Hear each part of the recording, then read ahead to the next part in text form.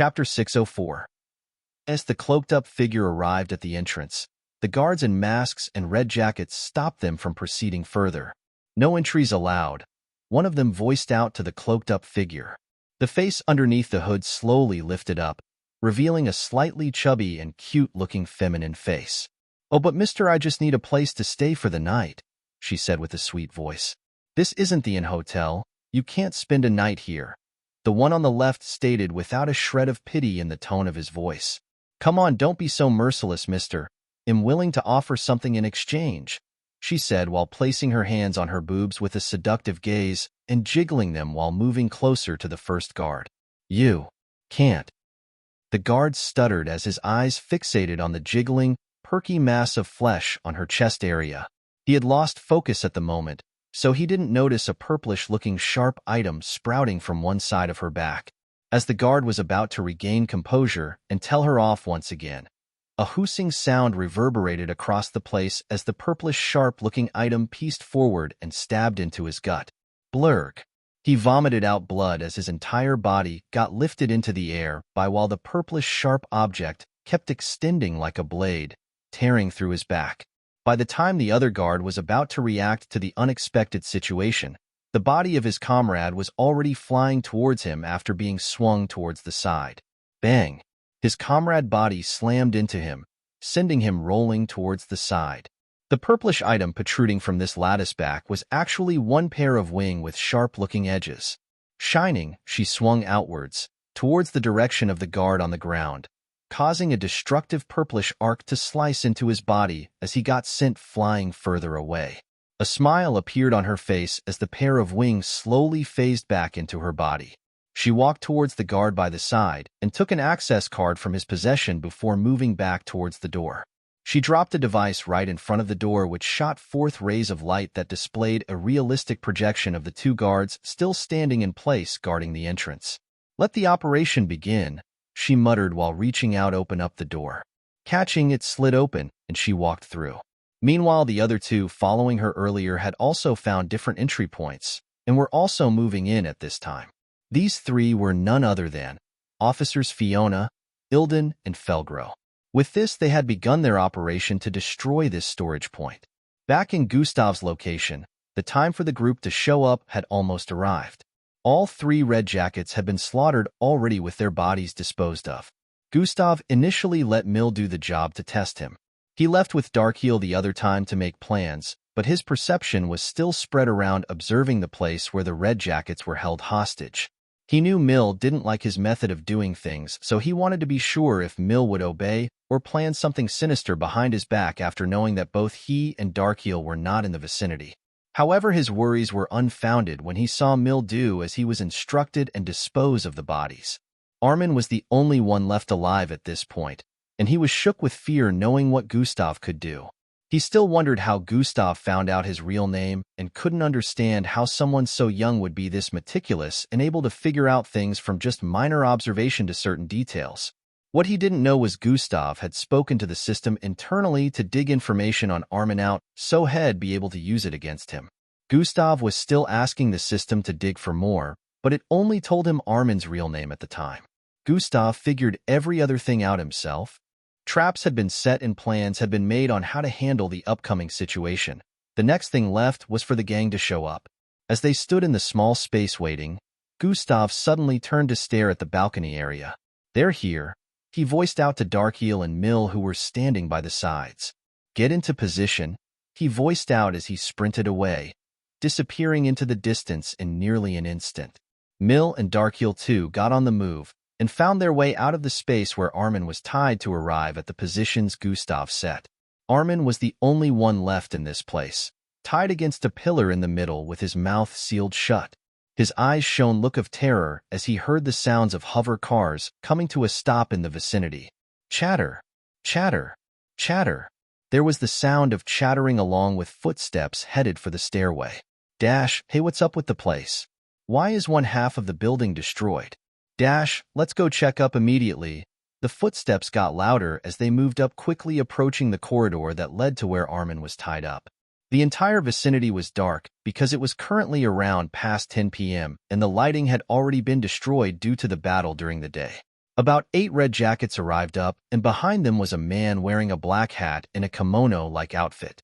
He had a green, upside-down, triangular-shaped beard with a sharp, long cut on his left face area which reached down to his neck. Armin, who had been making low humming sounds since which this man seemed to have heard, got even more terrified as they arrived. "Sir Tia, there's someone here," one of the red jackets voiced out as they moved in. Chapter 605. Armin? What happened to you? The man who was referred to as Sir Tia voiced out with a look of disbelief as he moved forward along with the red jackets who already spotted him at this point. One of them moved to remove the rope tied to his mouth, to which he kept shaking his head trying to stop him. "Take it off, I want to hear what he has to say," Sir Tia commanded, causing another red jacket to hold Armin in place so the other one could remove the rope from his mouth. The moment the rope was taken off, a cube-like item fell out of Armin's mouth. "No!" Armin shouted out the instant his mouth was free. Before they could even react to his scream, boom, boom, bomb, brara, boom. A series of explosions suddenly went off. Some red jackets were blasted across the place as the explosion leveled the place. The floor crumbled and the walls blasted apart. A red jacket who happened to be stepping on a place where a bomb was planted had his lower half completely incinerated. His upper body blasted through the northern side of the wall as he screamed out. Sir Tia, who was also in the midst of the explosion, was blasted backwards once towards the heart of another explosion, but the moment his body arrived there, he made a hand sign that caused him to transform into a green smoke. This made a small quantity of green smoke blow across the vicinity. As the chain of explosions ended, his body transformed back into his former look as he landed on the ground floor. He had a few injuries on his body, but they only looked minor along with his robes, which were now rumpled. The whole floor above had been pulverized into nothing along with the walls. All that was left of the initial building was only the pillar standing in the middle where Armin was tied to. Apparently Armin was still safely strapped to the pillar without a single scratch on his body, asides the injuries Gustav inflicted earlier. Even the pillar was barely damaged, like the explosion did nothing to it. The whole vicinity was still covered in smoke as well as debris and dust, which made it impossible to see around. However, Tia could still sense movements around him. "Kiar! Kiar!" A bunch of screams rang out as well as sounds of collision and flesh being skewered. The series of explosions had ended, so no one should be screaming again at this point, which made it obvious that underneath the coverage of bad visuality, the red jackets alive were being picked on. "Who's there?" Tia shouted out as he turned to the side where he last heard the scream of another red jacket being taken down. "Kiar!" Another scream rang out towards his left, and he proceeded to swing his hand outwards, clearing a lot of dust in that direction. As a clear line was cut through, he witnessed a red jacket being held down by two shadowy figures on both sides, while a young-looking male sliced his throat with a dagger. "You little..." Rage welled up within Tia as his hands turned into green smoke while he darted towards this person.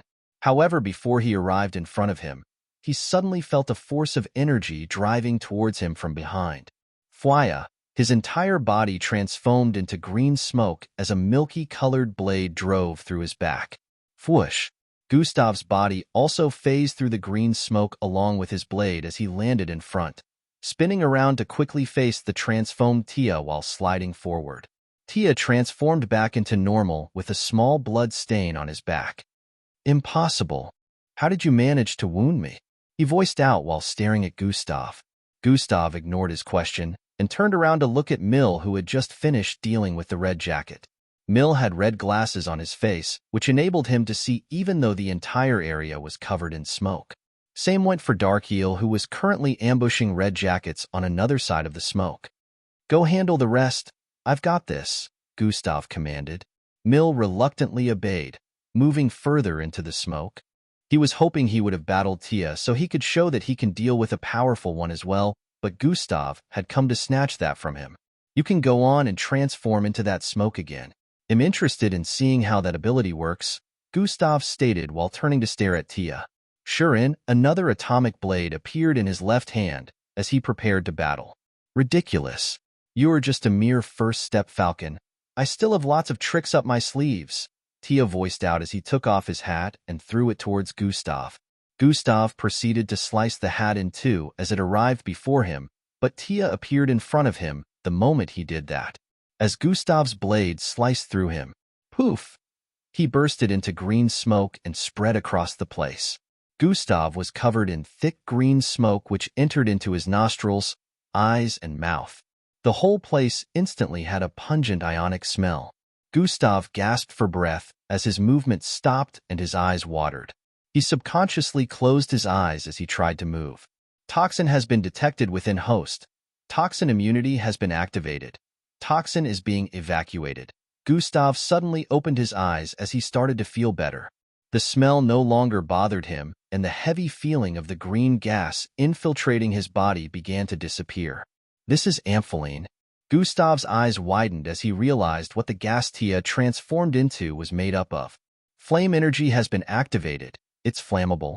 Gustav suddenly burst into flames as this thought appeared in his mind. Fwoosh-boom! An explosion suddenly occurred around him as the green gas was instantly lit in flames, causing two large hollow eyes to appear within the gas. A loud howling was heard within the fog of green gas as it burnt across the air. Chapter 606, S-Boom. An explosion suddenly occurred around him as the green gas was instantly lit in flames, causing two large hollow eyes to appear within the gas. A loud howl of pain heard within the fog of green gas as it burnt across the air. Gustav at this both darted forward, past the coverage of the green gas with his entire frame still lit on fire. He arrived outside the sea of flames and watched as the green gas began to shrink in size. The howling continued as it shrunk down, covering only a small amount of space before it transformed back into Tia. At this point, his entire body was blackened and burns could be seen all over, with some places having deeper wounds than others. Gustav dashed towards him after the transformation as his hands turned red and muscular with brownish fur. He threw an uppercut towards Tia's chin area. Bang! The collision sent him flying backwards as he screamed out more in pain and passed out. At this point, the screaming had come to an end as the visuality of the environment returned to normal. The debris and dust from the explosion had cleared, as well as the green gas Tia transformed into earlier. Now that the visuality had returned, they could see that almost nothing was left of the three-story buildings structured like a square around each other. Walls had crumbled, and only a few parts of the entire place were still standing. The pillar in the middle of where they had just finished battling was one of them. All the red jackets had been slaughtered. Only Tia was left alive among the group he brought with him. Gustav had instructed Mill and Darkeel earlier that the red jackets were to be killed the instant the explosion went off. Killing them was way easier than capturing them alive, because then Gustav knew they'd have to pull their punches if they wanted to capture all of them alive, which would in turn make the battle more difficult. Tia was the only one who Gustav felt had information for them, so he didn't see any point in leaving the red jackets alive, especially when he actually wanted to slaughter them all. Gustav walked towards the unconscious body of Tia up ahead and picked him up. Even though Tia was bleeding heavily and had immense burns injury on his body, Gustav was not in any way gentle while moving him towards the pillar. Just like Armin, who was tied up against the pillar, they administered the bloodline dampening drug to Tia as well before strapping him to the pillar. Tia was powerful, and his bloodline was quite the tricky one due to his ability to mimic different gases with different properties. He could essentially infiltrate a person's body and kill them from within with such a bloodline ability. He would even be able to escape getting hurt from physical attacks if he had enough energy to keep the transformation up, and his battle with Gustav would have been a much more difficult one compared to that of Armin. However, Tia just happened to be unlucky getting into a battle with Gustav. Atomic disintegration was capable of making anything disappear, including air, so the atomic blade was a bane for his gas-like state. He transformed into a gas that was toxic, but such a gas is also a component of a fuel-like substance used to sustain some technology. Gustav was able to instantly recognize it from its scent, because that fuel-like substance came from mixed breeds, and he had sold a lot of mixed breeds carcasses to agencies that deal with such. Don't we need to give him a healing pill? Mill asked as he stared at Tia's disfigured look. There's no need. Hell live, Gustav responded while moving towards the side.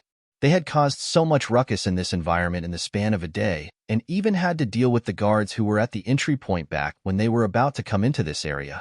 Now that 2 out of the 6 who were considered the highest in command after Sahil and his henchmen had been abducted, Gustav finally felt they might be able to end the first objective of the mission quickly. "Get him down," Gustav said to Mill while pointing at Armin, who was still strapped to the pillar far upwards. 2 dark figures phased out of Mill's being and leaped upwards to untie Armin and get him down. After all that was done, Armin was tied to the bottom of the pillar, right behind Tia.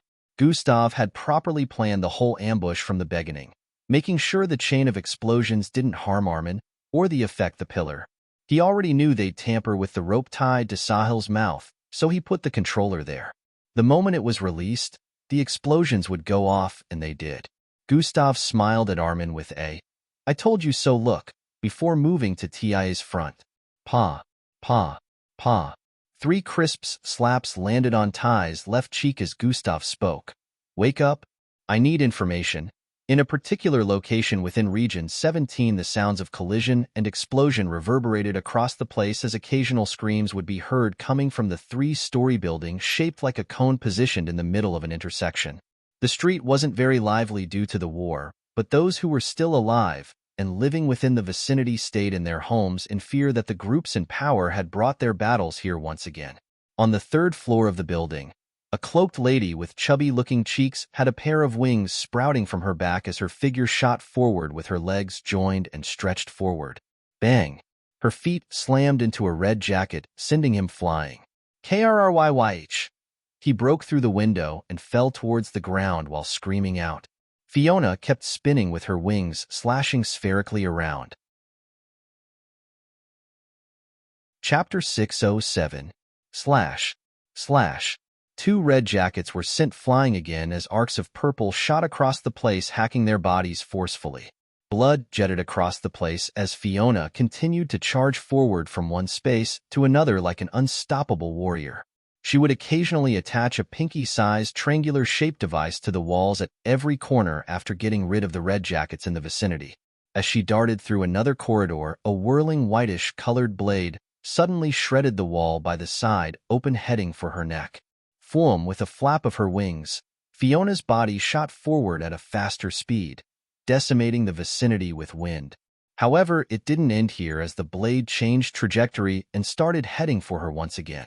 It wasn't very fast in speed, but its acceleration was on another level. Fiona rolled to the side in mid-air, dodging another one of its advances as she turned around and started flying backwards. The blade got to a point far ahead and ripped through another side of the wall before turning around to give chase again. Floom, Fiona flew through the opening created on the wall where the blade came from and arrived in front of what looked like an hall.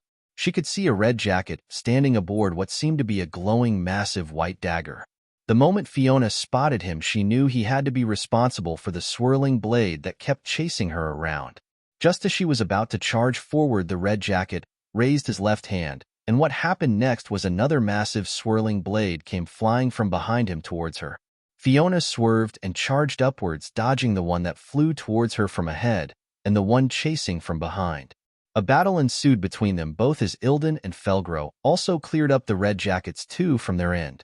Ilden was currently on the other side of the last floor while Felgro was in the basement area, placing the triangular-shaped pinky-sized device on the walls and boxes in the vicinity. "We have 2 more minutes to evacuate," Ilden voiced out on their mind communication device, causing the other 2 to act hurriedly. Bang! Felgro got shot from behind with the electric yellowish charge, which sent him flying, but he barely sustained any damage due to him changing the composition of his cloak. Daggers appeared in his hands as he laid in place, while the red jackets in the vicinity moved forward to check on his unmoving body. The instant they arrived within range and made contact, Felgro suddenly sprang upwards and stabbed the first one straight up his chin, instantly penetrating through his head, leaving a hole within his brain. This led to instant death. Before the other red jacket could react, he had already rolled to the side and swung his dagger sideways, severing his legs from his ankle. His body spun towards the side as reached down to stab the falling body of the red jacket twice.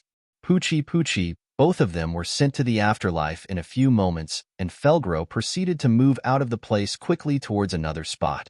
Within Ilden's current location, the entire space had been flooded with water, and the red jackets in the vicinity were drowning.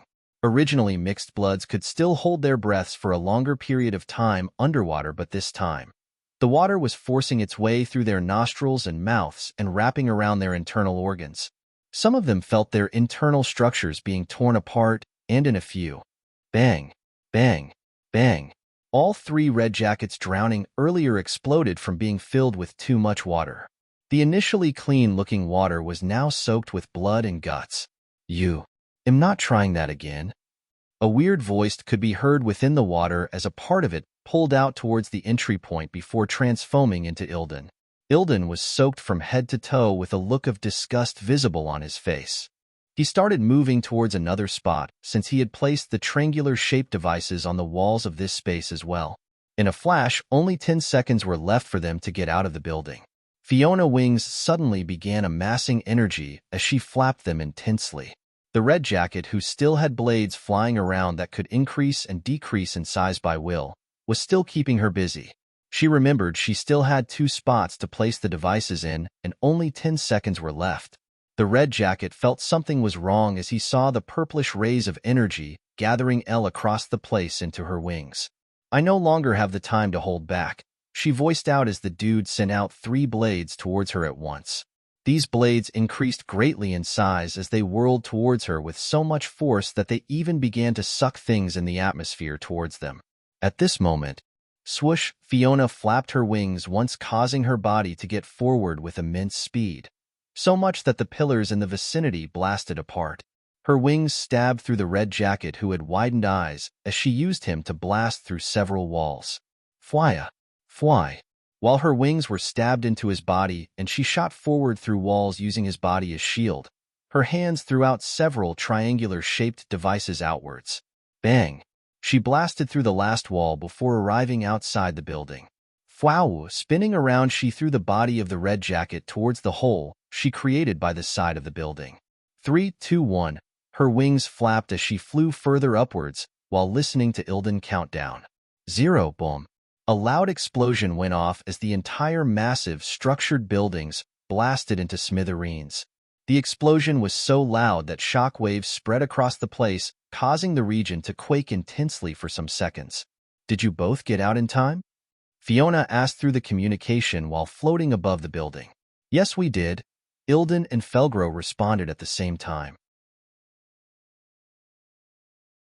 Chapter 608. Did you both get out in time? Fiona asked through the communication while floating above the building. "Yes, we did." Ilden and Felgro responded at the same time through the communication device. With this, one storage location had been completely decimated.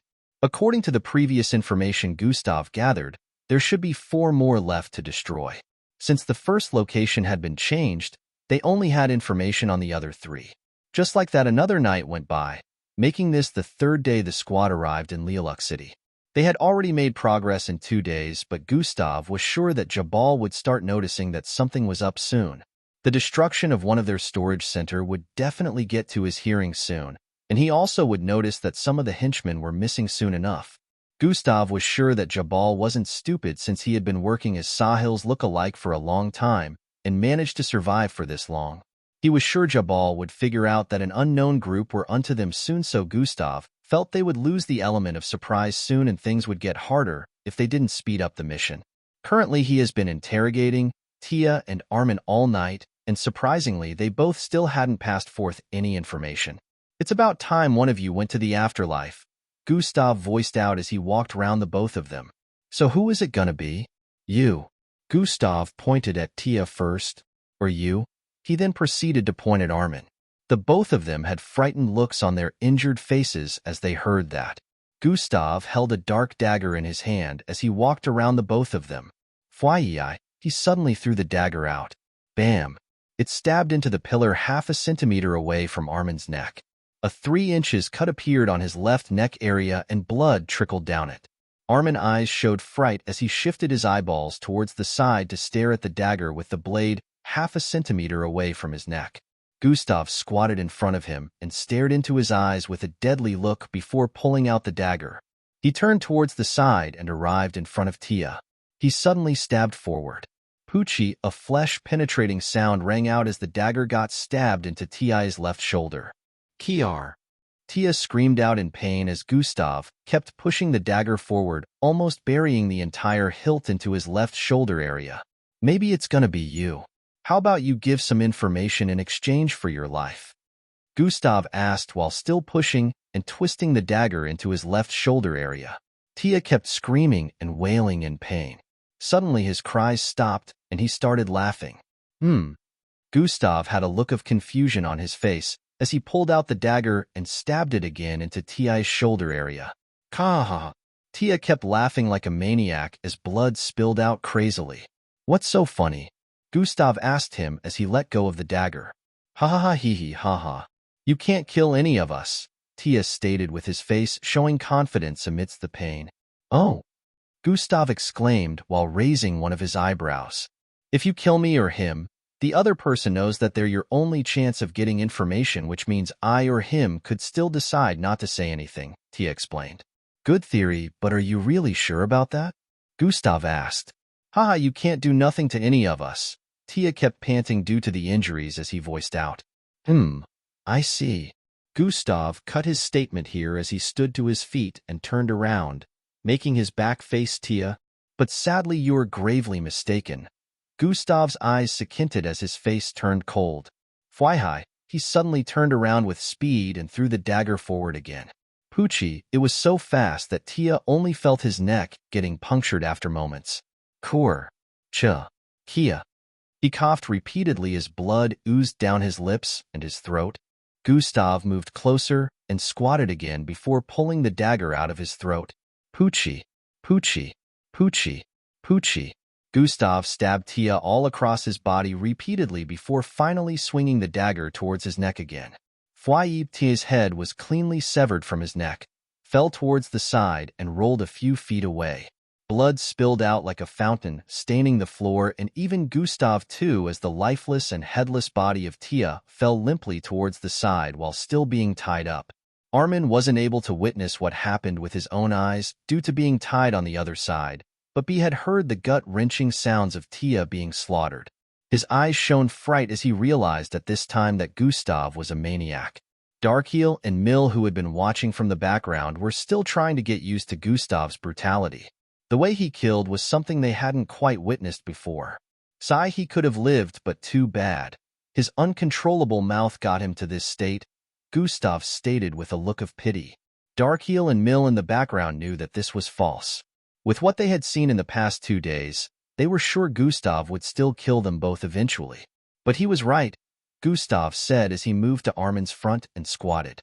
I can only get information from you now, so you can choose to withhold, make a bargain to save your life or something, and I have to comply, Gustav added. Armin's frightened look was slowly starting to dissipate as he heard that, but he wondered where Gustav was going with this. This would have been the case if I hadn't received a piece of information. A smirk appeared on Gustav's face as he stated this. Armin was confused as he heard this. Same with Darkheel and Mill, who were in the background. Chapter 609. Gustav proceeded to bring out a device and tap the button. True in it, an holographic projection of 2 kids, a boy and a girl, appeared above the device. Armin's eyes widened in terror as he stared at the holographic image of these 2 kids. By your expression, I'm sure you recognize them, Gustav stated while standing to his feet. Currently, they are in Falcon City with their mother. Street 22 Amazon, Gustav added while moving around. How? Armin's eyes had looks of disbelief as he voiced out. As you know by now, I don't really care. If I willed it, they would both be dead in a matter of minutes. You don't care if you live or die, but I'm sure you don't want these 2 following you to the afterlife, Gustav stated with a devilish smirk on his face. Please don't lay a hand on my kids, he suddenly started begging. Darkheel and Mill now understood what was going on, but they wondered how Gustav got this information. You really thought I wouldn't investigate more after finding out your name? Gustav shook his head in pity as he stated. Please don't harm them, they're just kids. Armin voiced out again. Darkheel and Mill felt Gustav was taking it too far at this point, seeing as those kids were no older than 7 years of age, but they knew better than to confront him in the middle of the interrogation, so they kept quiet. Do I look like I care about that? Gustav asked as he turned around to face Armin, who had a look of despair. I only want one thing now, and you know what it is. Gustav picked up a chair by the side and sat right in front of Armin after voicing out. Armin looked down after hearing that. Okay, they'll speak, he proceeded to say. In the next 30 minutes, it was around 8 a.m. in the morning. Armin had finished giving Gustav the information he needed at this point. Gustav still sat in front of him with a look of contemplation as he digested the information he had gathered. Looks like it was truly Jabal. Gustav muttered underneath his breath. Armin had given them information on where the supplies formerly in Region 6 were moved to, and according to him, Jabal himself resided in that current location and gave commands from there. This location had the highest amount of supplies among the remaining 5, and Gustav didn't doubt that it would be well guarded, just like the last time where he was chased down by so many of them. Region 22 EI?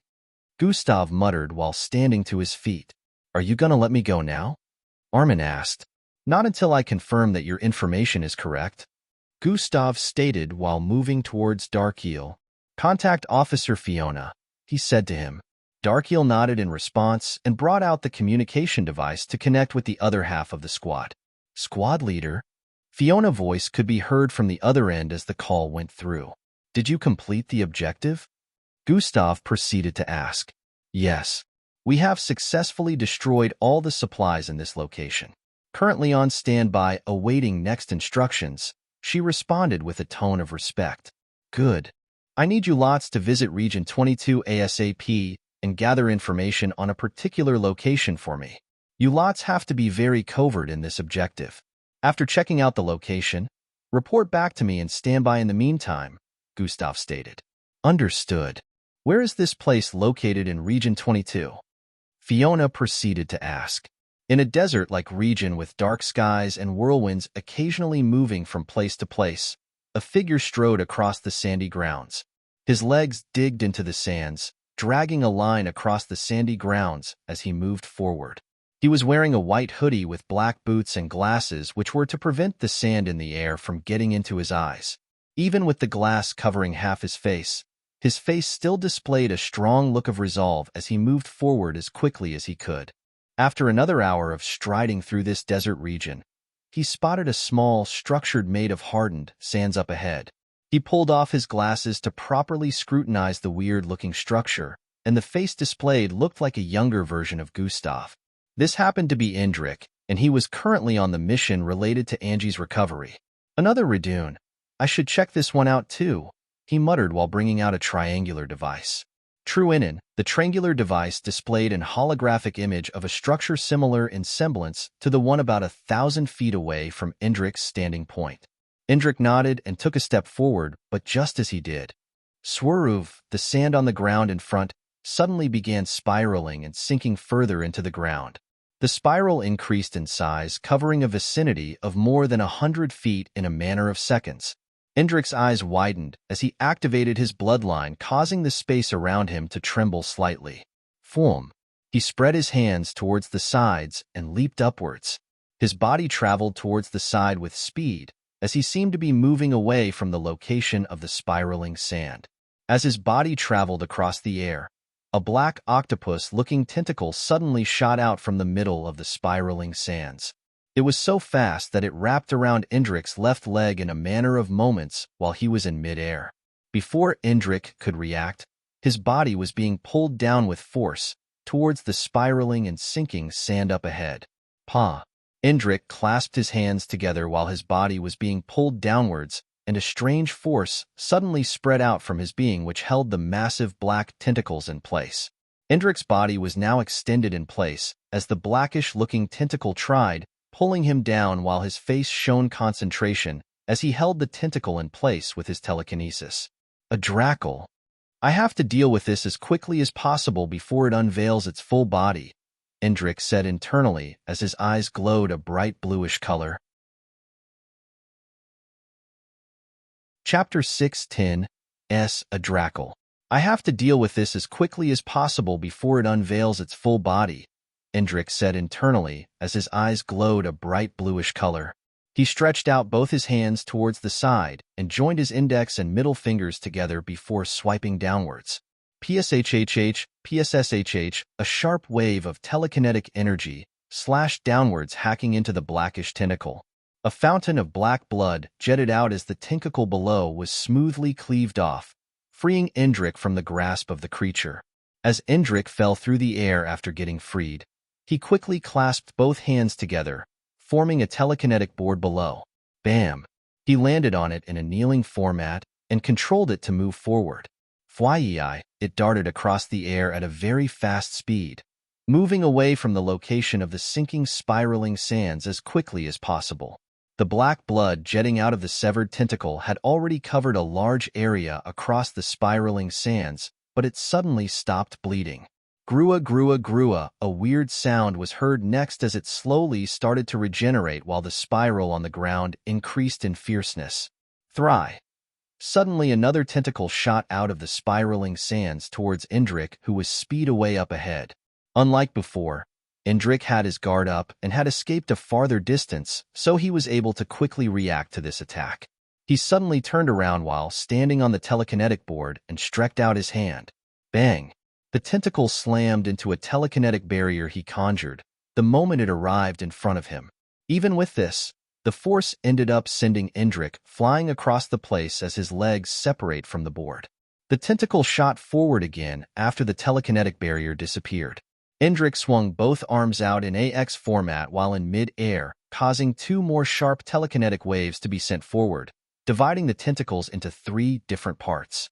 A shriek was heard from the position of the spiraling sands, as the first tentacle, which already healed up, was already shooting forward with ferocious speed. Indrik was unable to react properly to this as he had just landed on the ground when it slammed into his chest area, sending him flying with blood spilling out his mouth. The tentacle reached out to his flying body and wrapped around his left leg again in a bid to drag him back to the location of the spiraling sands.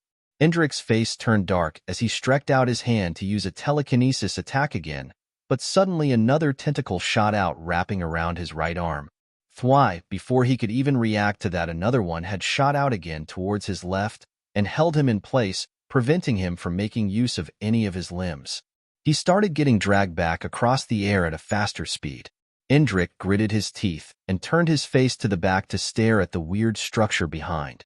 Spotting the massive ball of rock sitting atop it, Indrik's eyes glowed brighter, and in the next moment it began floating upwards. "I can do this with just my mind," Indrik voiced out with a decisive look as the rock began breaking into bits, taking a different form. Krrryychh, the rock broke apart, forming 3 massive stalagmite-looking pieces. "Hiya!" Indrik screamed out as he turned his head forward, causing all 3 sharp pieces of rocks to start hurling towards his direction. Poochie, poochie, poochie, with the speed at which they traveled forward, all 3 tentacles were impaled in a matter of seconds. The shriek was heard again as Indrik was freed once more. He quickly darted forward as quickly as possible upon landing, using his telekinesis to increase his speed. Meanwhile, the tentacles behind couldn't recover like before, due to being impaled by the stalactite-like rocks. The wounds wouldn't close up since the rocks were still lodged into their body. Indrik arrived in front of the weird-looking structure while seemed like a square-shaped half-armless body and quickly leaped in through the eyes. As he disappeared into the structure, another tentacle shot out of the spiraling sands again before reaching out to pull all the rocks out of the other tentacles. Krrrrhy, loud screeches reverberated across the place as the tentacles waved around the air repeatedly. As it couldn't sense the presence of anyone in the vicinity anymore, the tentacles slowly descended back into the sands. In a few moments, the area went back to being normal like before. Lialuk City, it was currently 2 hours past noon, and Gustav had just gotten feedback on the objective he gave Fiona and the rest. According to her, due to tight security and other precautionary measures that had been taken to prevent the technological drones from working effectively, they were not able to gather a lot of information. However, it was confirmed that the location given by Armin was truly a certified one. The amount of red jackets present over there was one of the proofs. There was also confirmation of spotting a person that looked like Sahil since Gustav had given them an image earlier. Fiona also mentioned that they spotted a small group of them leaving in hover cars, and they seemed to move like there was an emergency. Gustav saw this as a cue to finally leave this location, as it seemed that they would be arriving here or at Region 17 soon. Either ways, he was sure Jabal would want to understand why he hadn't gotten feedback from two of the strongest 6 henchmen. Gustav instructed them to lay low after inspecting that location and wait for his arrival. Now that it had been confirmed that this location was where a lot of supplies were, and also where Jabal was situated, Gustav wouldn't let the 3 of them handle it by themselves. Armin, thank you for your service, Gustav voiced out with a smile as he approached Armin, who was still strapped to the pillar. Chapter 6:11. Are you finally gonna let me go? Armin asked with an excited look. Yes, I'm letting you go, Gustav responded as a milky-colored 4-feet-long blade appeared in his right hand. Letting you go to the afterlife, Gustav added as he slashed towards Armin's neck. Screeve, plop. Armin's head was smoothly separate from his neck, with a look of disbelief in his eyes, as his vision swayed repeatedly before everything turned black. It flew across the air and fell several feet away before rolling across the floor, staining it with a trail of blood. Even in death, Armin's lifeless eyes still had a look of fear and betrayal in them, but Gustav wasn't in any way concerned as the atomic blade disappeared from his hand. Darkiel and Mill behind weren't surprised after seeing how this ended. They knew there was no way Gustav would leave Armin alive. Raise this place to the ground, Gustav instructed as he turned to leave the vicinity. Mill and Darkiel brought out some of their mini-explosive devices and dropped it in several areas before moving out as well. Gustav got into one of the hover cars parked outside and waited for both of them to get in as well. Darkiel and Mill got in a few seconds later, and Darkiel drove them out of the vicinity. As they traveled away, a loud explosion rocked their initial location, bringing the already decimated building further down into the grounds. There would be no traces left behind. Everything around there had been totally decimated. Gustav initially wanted to make use of one of his orbs, but he felt it would be an overkill. This was already enough. Gustav calculated how much time it would take them to get to Region 22 and realized they would spend no less than 1.5 hours on the roads. Zwoosh, the hover car moved at a very fast speed, causing dust particles to spread across the air whenever they passed by an area that was already decimated due to war. Squad leader, how did you learn to be so ruthless? Darkiel asked as he remained focused on the road. Ruthless? I don't think I qualify for that title, Gustav responded. Well, compared to your teacher, I think you're still a little hatchling, Darkiel chuckled as he voiced out. Oh, I am. She's definitely not one to mess with, Gustav replied. There's my answer. She must be the reason why you're this way, Darkiel stated. She's a part of it, yes. I wouldn't even be here if it wasn't for her, Gustav added, but he didn't want to mention the other part that was the main reason he turned out this way. Mill, who was listening from behind, was about to say something when Missile Lock on Alert, the AI within the hover car, suddenly voiced along with a loud emergency beeping sound. Open the roof hatch, Gustav instructed quickly. Sprint has been activated. The instant he activated Sprint, everything slowed down as he spotted the missile coming from up ahead. Pew! Darkiel tapped on the roofing hatch button quickly and Gustav leaped through the opening above. Phew! He landed on the bonnet of the hover car as a milky-colored blade appeared in his hand. Gustav raised both hands up as he lifted the atomic blade and slashed downwards as the missile arrived in front of them. Screeve! The blade cleaved through the missile, bisecting it and causing the two halves to separate. The hover car bolted forward as the two halves exploded behind, missing them completely. Both of them within the hover car were once again astonished seeing the feat Gustav pulled. Gustav gestured at Darkiel behind the cockpit to keep moving forward before proceeding to squat on the bonnet area of the hover car. He activated God Eyes as they kept moving forward. God Eyes has been activated. His vision turned red as his sight traveled several hundred feet forward unhindered. Gustav tapped the communication device beside his left ear and began speaking. There's a battle going on up ahead. I see two of the power groups here. Turn to the side. We'll have to take an alternate route, Gustav added while gesturing at the southeast. Darkeel did as instructed, turning towards the southeast to keep moving. But this would mean we'd spend at least one more hour traveling to Region 22, Mill voiced out from within. It's better than getting dragged into their scuffle and losing our mode of transport. You slowpokes will make us spend a longer time than that on the road, Gustav responded. Mill couldn't refute that statement, knowing they weren't as fast as Gustav in terms of speed. Missile lock on alert. Another alarm went off as a hooting sound was heard coming from behind them. Since they hadn't completely left the area of battle, projectiles were still being sent all across the place. Gustav turned around and jumped towards the back as he sensed it. Slash. He slashed out again, cleaving this one in half as well, and preventing their ride from getting tampered with.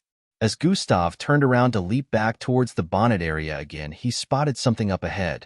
God Eyes has been activated. Gustav activated God Eyes and scanned the area up ahead. There's another battle ongoing here too, with some of the same groups, Gustav alerted them. Both of them had speechless looks upon hearing that. Turn around, let's take the other route, Gustav once again instructed, not wanting to get them involved in this right now. It seemed like these battles were coordinated, but just broke off at some point, because the troops seemed to be scattered across a wide distance.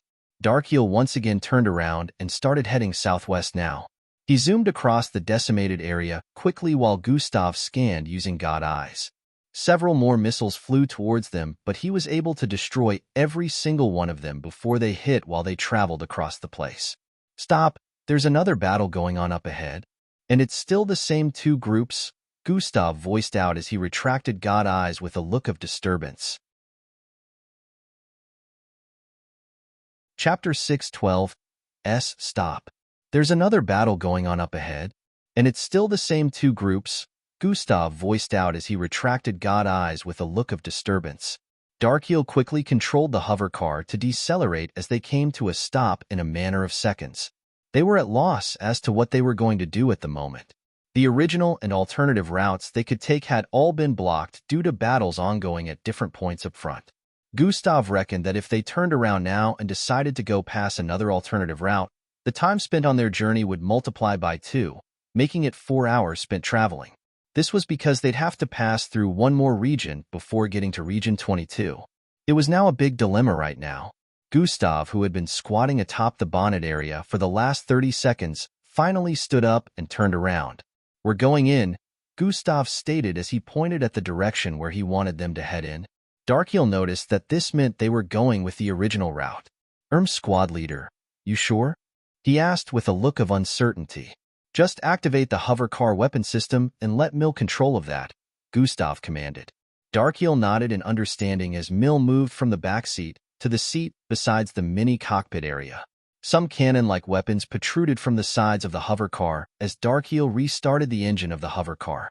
We're storming through their battlefield, Gustav stated as he turned around to look forward once again while another atomic blade appeared in his left hand. Zwii, the hover car, turned towards the side and zoomed into the distance. As they closed in on the area where the battle was ongoing, the sounds of explosion and wails reverberated across the entire place. The air reeked of destruction and clouds of debris could be seen covering different positions up ahead. Gustav stabilized his feet on the bonnet area of the hover car as he squatted a little in preparation for the upcoming challenge while they zoomed towards these dangerous areas. A red beam was the first Gustav noticed headed for them from the southwest area. His head transformed into that of the demonic bunny, turning blackish with long ram horns and 8 fangs in his mouth. Scree-Eye, opening his mouth, sonic waves shot out of them with intensity, ripping the red beam into nothingness. Gustav's head transformed back as he quickly turned to the side to dodge an attack aimed from a mechanical-looking device positioned at one part of the battlefield. Mill, who was within the hover car, aimed one of the cannon-like weapons at this mechanical device and fired at it before it could send out another attack towards Gustav. Boom! It exploded into smithereens, scattering many metallic parts all across the place. They closed in on an area where about 60 troops were battling one another with different advanced firearms in their possession. One side had troops clad in scarlet and blue outfits while the other side was clad in brown and silver. Each side attacked the other viciously, making use of both their weapons and bloodlines as well. Only attack the ones in scarlet and blue, Gustav commanded as they zoomed through the battle area. Thwy, thwy, thwy, bam. Several projectiles were being shot towards them from different directions as they forced their way through this place. Gustav began swerving and dashing across the place as he deflected these projectiles one after the other, preventing them from making contact with the hover car. He would jump from back to front and from front to back repeatedly, even standing atop the roofing of the hover car at times. Some of the troops battling across the area who spotted the hover car had awestruck expressions witnessing what seemed to look like a phantom dashing across the car. Gustav's movement was blurry like to a lot of them because of his high speed. Fyi, Gustav threw out his atomic blade, which ended up stabbing through the chest of 3 people clad in scarlet and blue. One of the troops clad in the brown and silver jumped onto the back of the hover car with swirling red energy rings surrounding his figure. However, the moment he landed on it, Gustav did a flip from up front. His body traveled across the air speedily towards the back of the hover car with his left foot outstretched. Bam! The sole of his foot slammed into the face of this troop, sending him flying across the air and slamming to the ground behind. Darkheel and Mill had looks of confusion on their faces after seeing what had just happened from the monitor within the hover car. Didn't he say only to attack the ones in scarlet and green? This was the thoughts in both their minds. Idiot! Can't you see we on your side? Gustav didn't even mind that he had just attacked a troop from one of the good groups. He didn't want anything compromising their trip at all. Gustav jumped towards the front once again and resumed deflecting attacks coming from both the troops in scarlet and green and the ones in brown and silver. Boom, boom, boom. Darkheel also made sure to steer the hover car, expertly avoiding some traps that had already been put in place which making contact with triggered explosions. After crossing this area, they still came across another divide unit up ahead where another crazy battle was ongoing. A massive 13 feet tall humanoid-looking mechanical bot chased after their hover car, sending its gigantic fist hurling down at the moment it got within range of close proximity. Gustav hacked upwards for the incoming fist with force. Bam! A massive sound of collision rang out as the atomic blade only cut a few inches into the fist, but the force caused Gustav's feet to press down against the hover car, sending it blasting forward. Chapter 6:13. Gustav leaped away from the hover car as it tumbled repeatedly across the air. His body ascending up to 1,000 feet in the air, allowing him to stare at the ground of the battlefield from above like a deity as he descended. He knew just what to do if he wanted to decimate the entire vicinity and destroy everyone within, but knowing that his squad members would be affected, and it would also be going against the objective, he discarded the thought. Gustav locked his eyes on the menacing-look humanoid bot with square-shaped head and blue-charged eyes. Fyi. For who? He began spinning furiously like a curved ball with the atomic blade stretched out. It looked like a massive spinning fan, glowing with milky-colored energy, was descending from above. Krrrrryhhh, Gustav divided the mechanical bot into 2 halves from head to bottom as he landed on the ground, causing a loud blasting sound. Boom!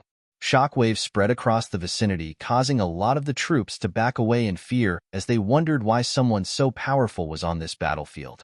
Gustav turned around and dashed forward. Whoosh! He arrived behind the hover car, which had just started to move again after stopping when it received the hit earlier. Gustav leaped upwards and landed on the bonnet area again as Darkheel sped off.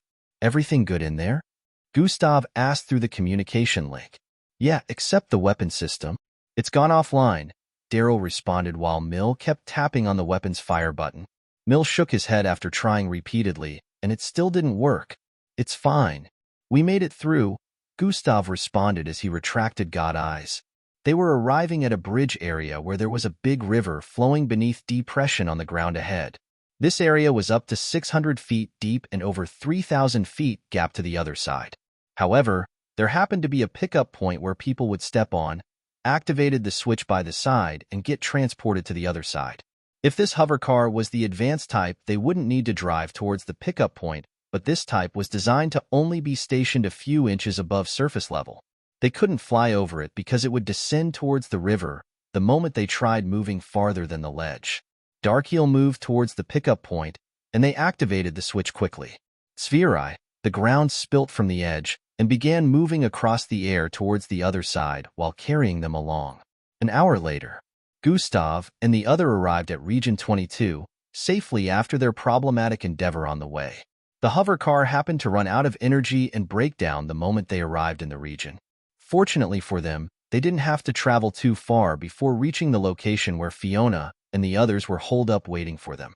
This was a 47-story lounge. They contacted Fiona and decided to all meet on the rooftop of the lounge. All 6 of them made their way to the rooftop using different means.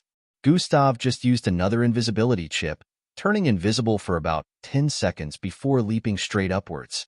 Thum, a small vibration rocked the vicinity as his body violently blasted forth from the ground and ascended a few feet above the rooftop before landing on it.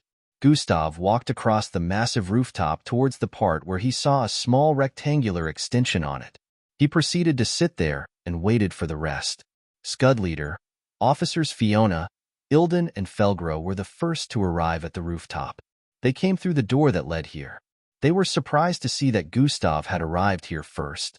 "Hey," Gustav responded to them with a nod. "Oh my, how did you get here before we did?"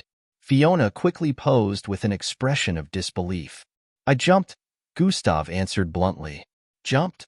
Ilden voiced out with a confused look. "Yeah, it was faster to get up this way," Gustav responded. "You can jump that high without wings?" Felgro asked. "You can't?" Gustav questioned back. All 3 of them had looks of disbelief on their faces as they turned to stare at each other. Darkeel and Mill arrived on the rooftop as well at this point, and were also surprised to see Gustav sitting here. They didn't know where he disappeared to earlier, and seeing him sitting here, they were sure he must have arrived some time ago. "Darkeel, where have you been?" Fiona inquired with a light chuckle. "It's our first time here. Don't blame us for coming in last." Darkeel responded with a light laughter as well. He and Fiona shared a fist bump as he arrived in front of her. They all gathered around Gustav, who remained seated in place, and waited for him to address them. "We'll go straight to the point," Gustav began speaking. "We're raiding and destroying that place by midnight," he added. All of them had strong looks of readiness as they heard that. Jabal, the look-alike of the leader who used to control this weapon supply group, must have caught on by now that things are off, Gustav explained. "The more time we waste, the more things might get even more difficult, so we end this charade tonight and turn everything and everyone existing within that place to ash. We're not taking any prisoners, neither is there anyone there that needs to live," Gustav added. "Once Jabal and the other 4 are gone, the group will truly turn headless, and it will make it easier to run the other storage locations to the ground." As Gustav got to this point, Fiona decided to ask, "Squad Leader, what is the plan?" "Good thing you asked. I brought more costumes for the rest of you," Gustav stated as he activated his storage ring. Zing, zing, zing, 3 red jackets appeared in front. "I'm sure you know who uses these costumes," Gustav voiced out. "We're infiltrating with these disguises, but remember this." Chapter 6:14 S. We're infiltrating with these disguises, but remember this. Gustav paused at this point before resuming. "Jabal is able to sense the presence of any form of energy activation in the vicinity. The moment we begin using our abilities, he will sense that something is going down already, so every action has to be quick and precise. Every encounter with an opponent, go for the kill," Gustav stated. "I want to make sure Jabal doesn't escape, so until I give the go-ahead, every one of you must remain in disguise. You can begin planting the mini explosives all across different places in the building till you get the go-ahead," Gustav added. He wanted to go for Jabal first and incapacitate him, so he wouldn't be able to escape. If anyone tried attacking or activating their bloodlines before Gustav got hold of Jabal, he might escape, and that would make things drag on for longer. The moment Jabal was out of the picture, there would be no one to control the group anymore. The red jackets securing the other locations also wouldn't be alerted about the impending doom. Truinin, a map of the structure was displayed from a device in Fiona's hand. "The place is quite big. Fiona, you cover this area." Gustav began splitting them up and giving each person the area they were going to cover. Their meeting atop the rooftop of the lounge ended after some minutes. Gustav had given instructions on how the whole operation was going down. Currently, it was late in the evening and already approaching nightfall. The squad moved to different parts within the lounge to go rest and prepare since they still had hours ahead before the operation would begin.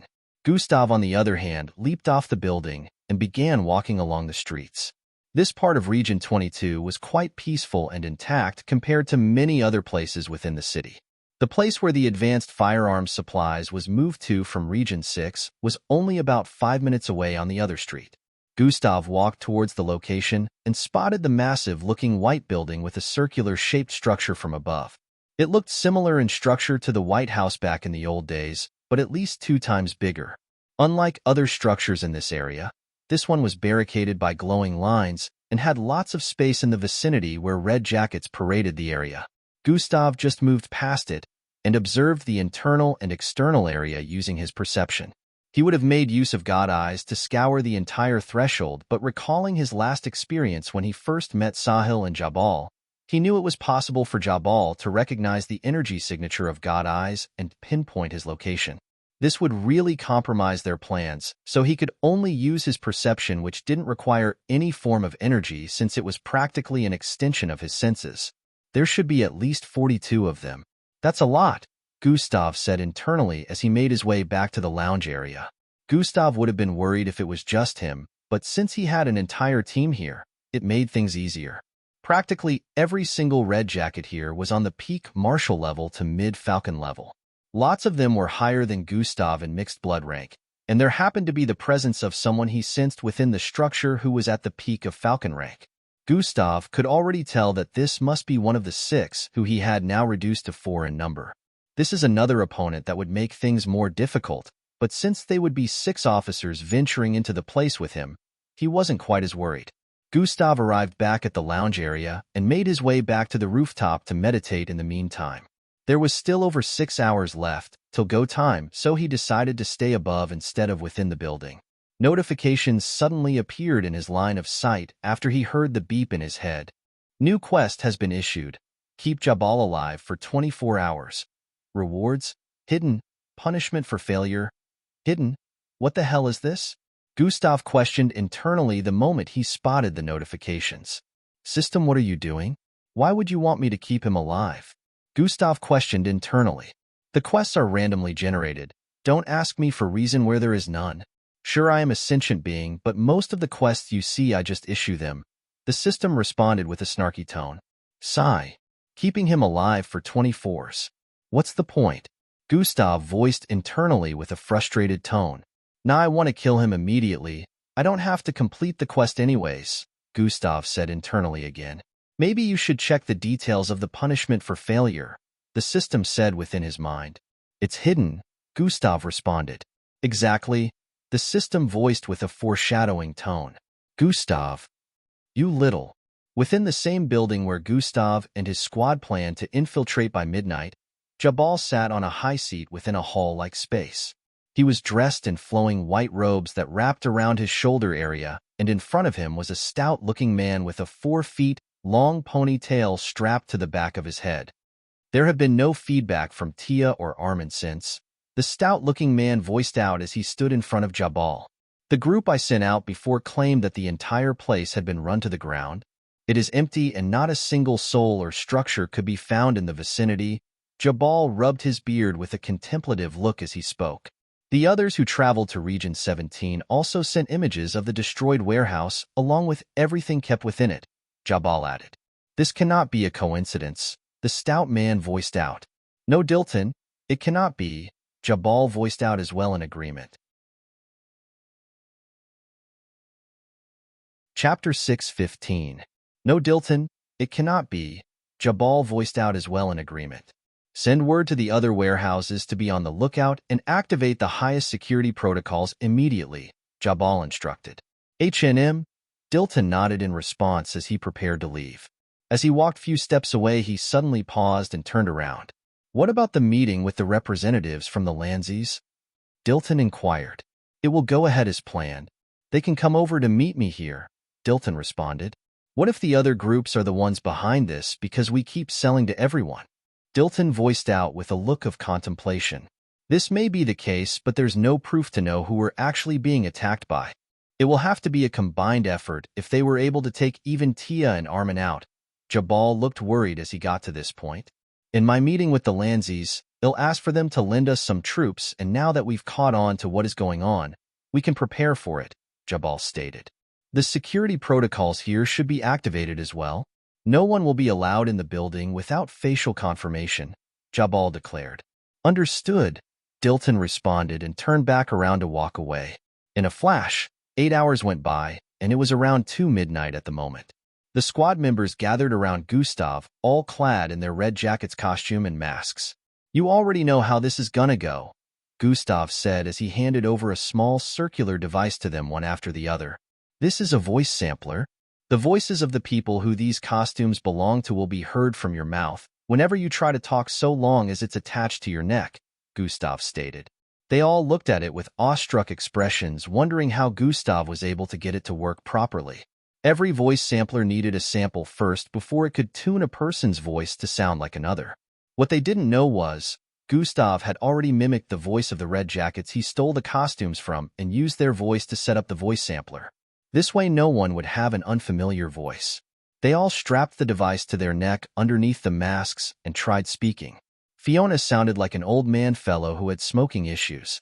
Ilden sounded quite badass with a deep baritone but raspy voice, and the others all sounded quite intimidating as well, like how gangsters would sound. After mentioning a few more things, Gustav took the lead by jumping off the building, and the others followed as well. Although they couldn't leap as high as Gustav could, except Fiona, who could literally fly, jumping down a structure this high was something they could do. Everyone moved together towards the infiltration location in a 3-3 format. Gustav stood in the middle of Daryl and Mill, while Fiona stood in the middle of Ilden and Felgro as they followed behind Gustav. In about 2 minutes they arrived there due to their fast speed of walking. Gustav noticed that the wall of lines barricading the vicinity had now turned to red, and the entrance now had 4 red jackets standing guard instead of the initial 2. Taking note of this change, Gustav felt like something was up already and spread out his perception more. "Where are you lots coming from?" one of the red jackets in front asked as he spotted them approaching from the side of the street. "We were sent to scout an area in the morning. We need to pass along our findings to Boss Jabal." Just as they had agreed earlier, Gustav was the one who spoke. Gustav's voice was completely different from earlier as he spoke, and the squad members assumed he had one of voice samplers strapped to his neck. They had no idea Gustav could change his voice at will. "Oh, you 6 were one of them sent out this morning?" The other one by the side voiced out with knowing tone. Gustav replied affirmatively. "What about your ride? You guys walked all the way back?" He proceeded to ask again while looking around to confirm that he didn't see any hover car. "Precisely why we came back so late. It was destroyed. We barely escaped with our lives. Our findings are urgent, and we have to pass them to Jabal as soon as possible," Gustav stated with a tone of urgency. The 4 of them noted the urgency in his voice and realized this might truly be an emergency situation. "Let them through," one of them voiced out while moving to the side. The entrance displayed a green light as all 6 of them walked through fast. One of the red jackets stared at Fiona's rear while squinting his eyes. Fiona could feel his gaze on her body as she walked behind Gustav, but she refrained from acting or making any movements that would attract suspicion. After a few more moments, the red jacket turned around to look forward again and continued observing the entrance vicinity with the rest. Fiona sighed internally in relief. She was glad she used something to strap her boobs tightly to her chest, so it made her look flat from up front, but she didn't consider her rear. She had a perky, but so it came off as a bit suspicious for a man to have such big butt. Luckily, the red jacket who noticed this didn't dig deep into it. They walked along a grassy path with different flowers planted around the place and a small lake by the side. The building they were headed to was right up ahead, and they passed by several red jackets strolling around as they walked towards the entrance area of the building. "Something is off.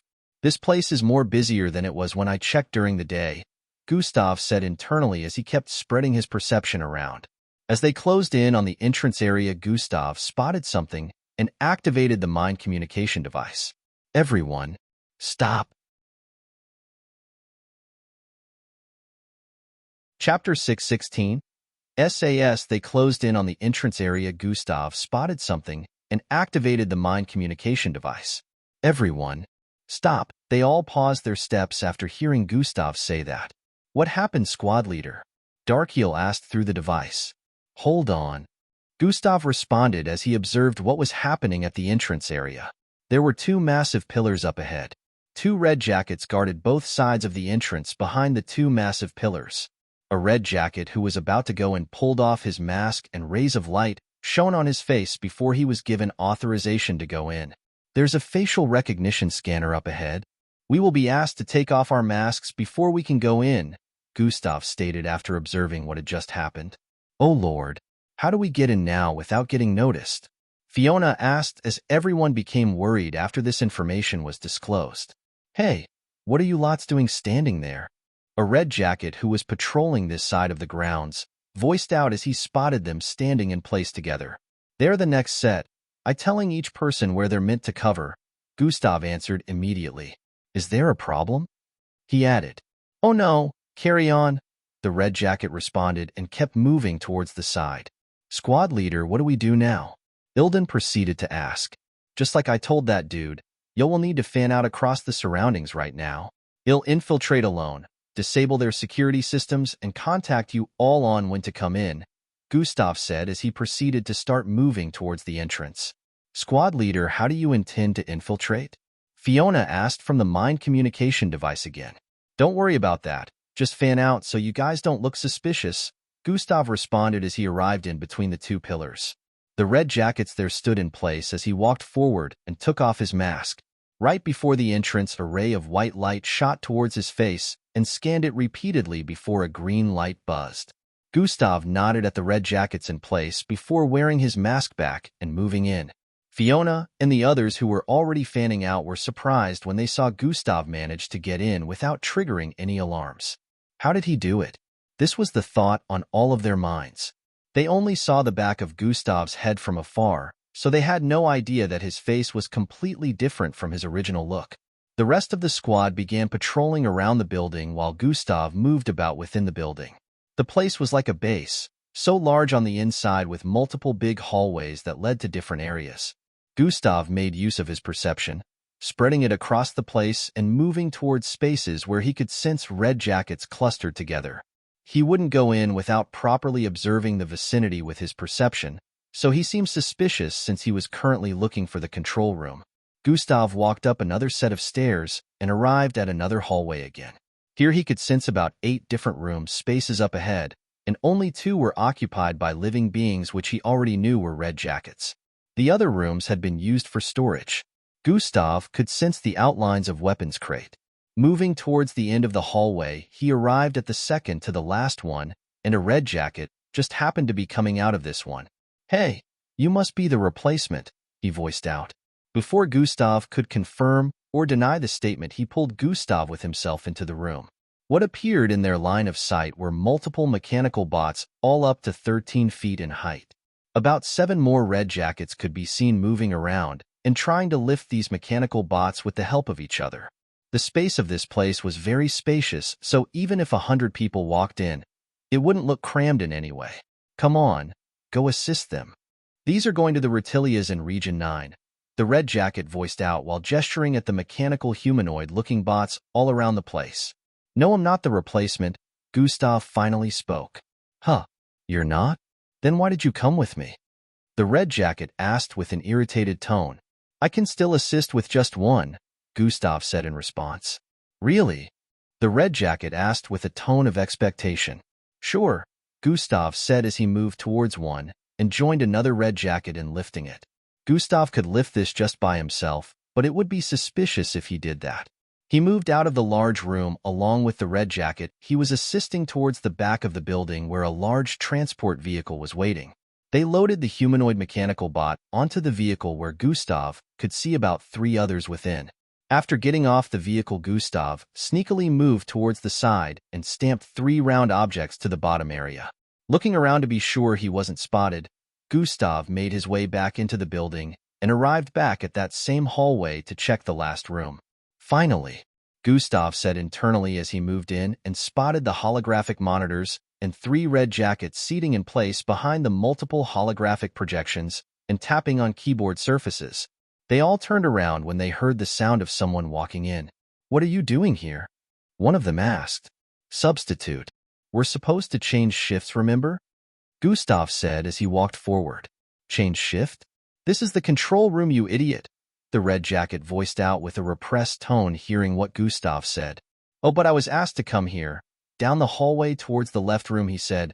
Gustav acted like an idiot as he moved closer to them while speaking. The other two totally ignored and kept staring at the holographic monitors that displayed different places within and outside the structure premises.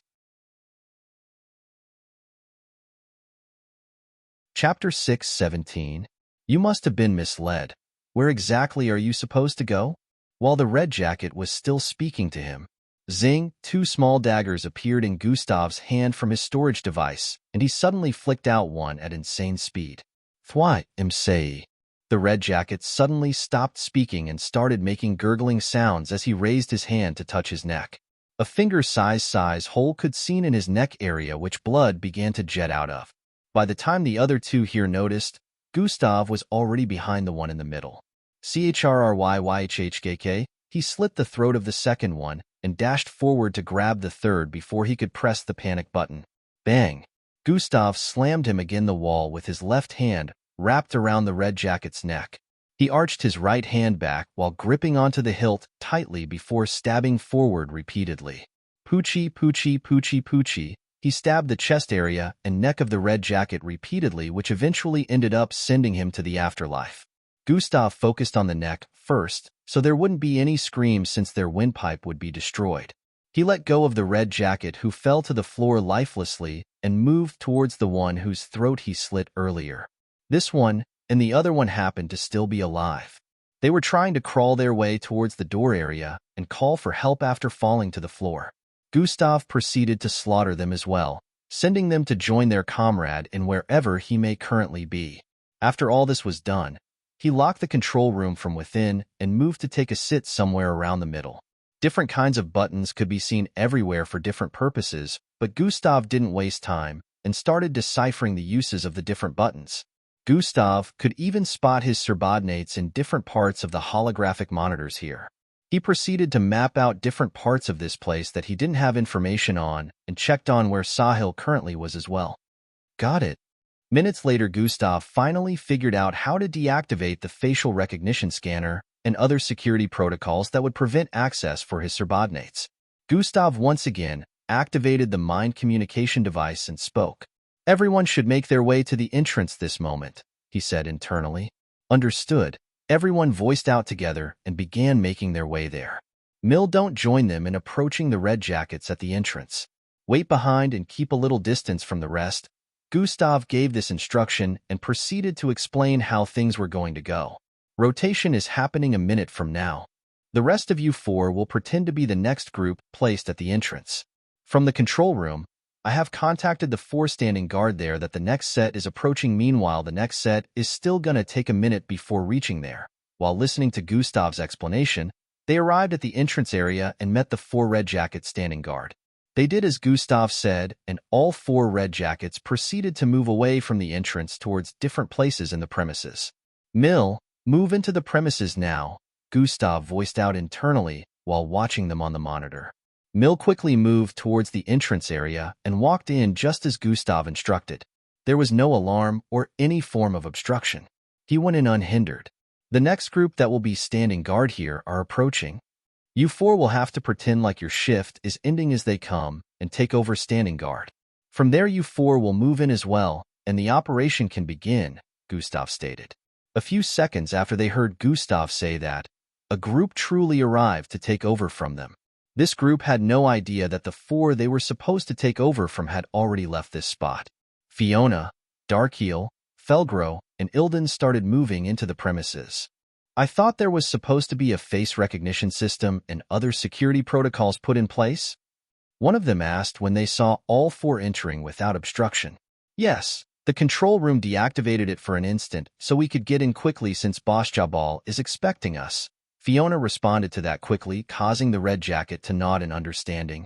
As every one of them went in, the red jacket tried moving closer to the entrance and rays of light shot towards his face to scan it. After confirming that the security protocols had been reactivated, he stood back and joined the rest in standing guard. It was fortunate that Gustav was quick enough to reactivate it, or this would have brought suspicions which if acted on would expose them. Gustav sent a holographic map of the vicinity to all 5 of them, so they could properly cover the areas that he had instructed each of them to. Gustav stood up from the seat in the control room at this point. Now that the mission had officially begun and everyone was in, he could now go after Jabal personally. He was able to wing killing off 3 of the red jackets here without activating any ability because they let their guard down. There was no guarantee he would be able to pull something like this off again. Using abilities were currently impossible because Jabal would sense it and the enemies would be alerted. Gustav already knew the map of the premises after checking it out just once, so he knew how to get to Jabal's location. After getting out of the control room, he locked it up from outside and began moving along the corridor. Right now he was in the southwest area of the premises, but he needed to get to the north area, which was where Jabal was situated. Gustav moved quickly as the rest of his subordinates began planting the mini explosives in different positions. Chapter 6:18. Gustav moved quickly as the rest of his subordinates began planting the mini explosives in different positions. Minutes later, he arrived at a part of the premises where he had to climb a small stairway that led to an intersection above. The left path was curved and led to a corridor just like the right path. Gustav turned towards the right and continued moving forward till he arrived at the corridor, which only covered a very short distance because it led to another stairway which led Gustav higher up. He could see artworks on the sides of the wall, which made him understand that he had arrived at Jabal's location. After he finished climbing the stairway, he went through the large opening up ahead and found himself in a kind of large hall. Several red jackets were just coming out as he was headed in, but they didn't suspect a thing. Gustav looked around and could only see the large high seat position somewhere behind, which was where Jabal was currently seated. He spotted a stout-looking man clad in yellowish outfit conversing with Jabal up front. This man had a long ponytail behind his head which reached his calves area. They both spotted Gustav as he walked into the place and stopped conversing. "What do you want?" Dilton asked with a strong tone. Gustav assumed they weren't expecting any red jacket to be here at this time, which meant the ones here previously were probably summoned by Jabal. "I have an important report to make," Gustav voiced out with an urgent tone as he moved forward. "Hold it there and say what you have to," Dilton voiced out, causing Gustav to pause his footsteps. "But it's very sensitive information. I can only disclose it to Boss Jabal here," Gustav responded and started walking forward again. "I said hold it right there and speak from your current position," Dilton voiced out strongly again with a tone of caution. From the looks of things, they were so untrusting of even red jackets. Gustav felt they may have gotten some new information that was making them react this way, but he was sure they hadn't figured out his squad infiltration. "I hope you lots are planting the explosives. Things are about to get loud," Gustav said through the mind-voice communication. The others were startled after hearing that, but before any of them could ask anything, Gustav spoke again. "No need for worries. They'll just be attracted to where I am. Y'all can continue with your objectives without arousing any suspicions. You'll be able to use your abilities soon." After saying this, Gustav disconnected from the mind communication. "Hey, are you deaf or are you mute? Why are you just standing there?" Jabal finally voiced out. Dilton had been speaking since, but Gustav just ignored him and stood there speaking through the mind communication. "I can only disclose this information to Boss Jabal," Gustav voiced out and started moving forward again. At this point, he was only a few steps away from Jabal's position. Dilton suddenly moved forward and stood in front of Gustav. "Hold your..." As Dilton was speaking, Jabal interrupted. "Dilton, maybe you should just let him be so he can say what he has to say and get out," Jabal voiced out from behind. Dilton squinted his eyes, then turned his head to the side to stare at Jabal before opening his mouth to speak. "Jabal, it's..." At this moment, Gustav's palm suddenly shot forward at immense speed. Palm strike has been activated. Bang! His right palm slammed into the middle of Dilton's chest, suddenly sending him flying across the hall and slamming into the pillar behind. Jabal's mouth opened in bewilderment as he saw Gustav dash forward at immense speed and grab onto his neck before he could even react. "Grr. Who Kerr. R. Yo-you? Kurg." He held onto Gustav's hand while he was being choked and lifted up. Gustav totally ignored the question and kept squeezing his neck, tightly causing Jabal to kick and claw while trying to get him to let go. Jabal irises glowed a white light as he stared at Gustav's arms and body with a squeezed-up face. "I can pinpoint his energy channel points and mess with it," he said internally with a tone of urgency as he spotted different red points all across Gustav's body that only him could see. He quickly raised his hand and joined his fingers together before stabbing it at a part of Gustav's wrist. His eyes widened even more as his fingers made contact. "His flesh is too thick. I can't disrupt his energy flow with the level of my strength." Jabal felt like Gustav's skin was metallic. Just as his vision turned blurry and he was about to pass out, Dilton suddenly swept forward from behind after breaking through the pillar. Gustav spotted a very sharp blade like hair headed for him from the side. "Oomph!" He made a low hemping sound before turning to the left with speed, holding Jabal in front of him. "Poochie!" The hair stabbed straight through Jabal's back, piercing through his gut. "Blurg!" Jabal spat out a mouthful of blood onto Gustav's face as he looked down at the hair stabbing through him before passing out. "Jabal!" Dilton shouted out from behind as he retracted his hair. Gustav let go of Jabal at this point, letting his unconscious body fall to the ground. "You bastard! Who are you?" Dilton shouted out again as he sent his hair stabbing forward at Gustav. "Swerve! Swerve! Swerve! Swerve!" Gustav darted from side to side, twisting and spinning his body as he dodged the thrusts of Dilton hair. While doing that, he was speaking through the mind communication. "You all can now use your bloodline abilities." As he finished saying this, the long ponytail suddenly accelerated with immense speed, catching Gustav off guard. As he turned to the side, he wasn't fast enough, so he reached out his left hand to catch the tip of the ponytail before it could stab into his right shoulder. Chapter 619. Up ahead, Dilton smiled as he noticed this action. The sharp tip of the ponytail cut an inch deep into Gustav's left palm, wrapped around it tightly. Fresh blood dripped down his hand and even spilled onto his shoulder area. "Must be pretty sharp to cut through my hand this much," Gustav thought as he held onto it tightly even though his hand was bleeding immensely. Dilton's eyes were widened at this moment. His fingers didn't get severed? He couldn't believe his eyes, knowing just how sharp his ponytail was. He tried retracting his hair at this point, but Gustav was still holding tightly to it. As the pain seared through Gustav's hand, his fingers trembled. He groaned inwardly before pulling the ponytail with immense force. "Fwyi!" Dilton's entire body was jerked forward, causing him to fly towards Gustav uncontrollably. Gustav arched his arm backwards at this point and threw his right fist upwards. Bang! His fist slammed into Dilton's gut, sending him flying upwards as the floor beneath Gustav's feet cracked from force.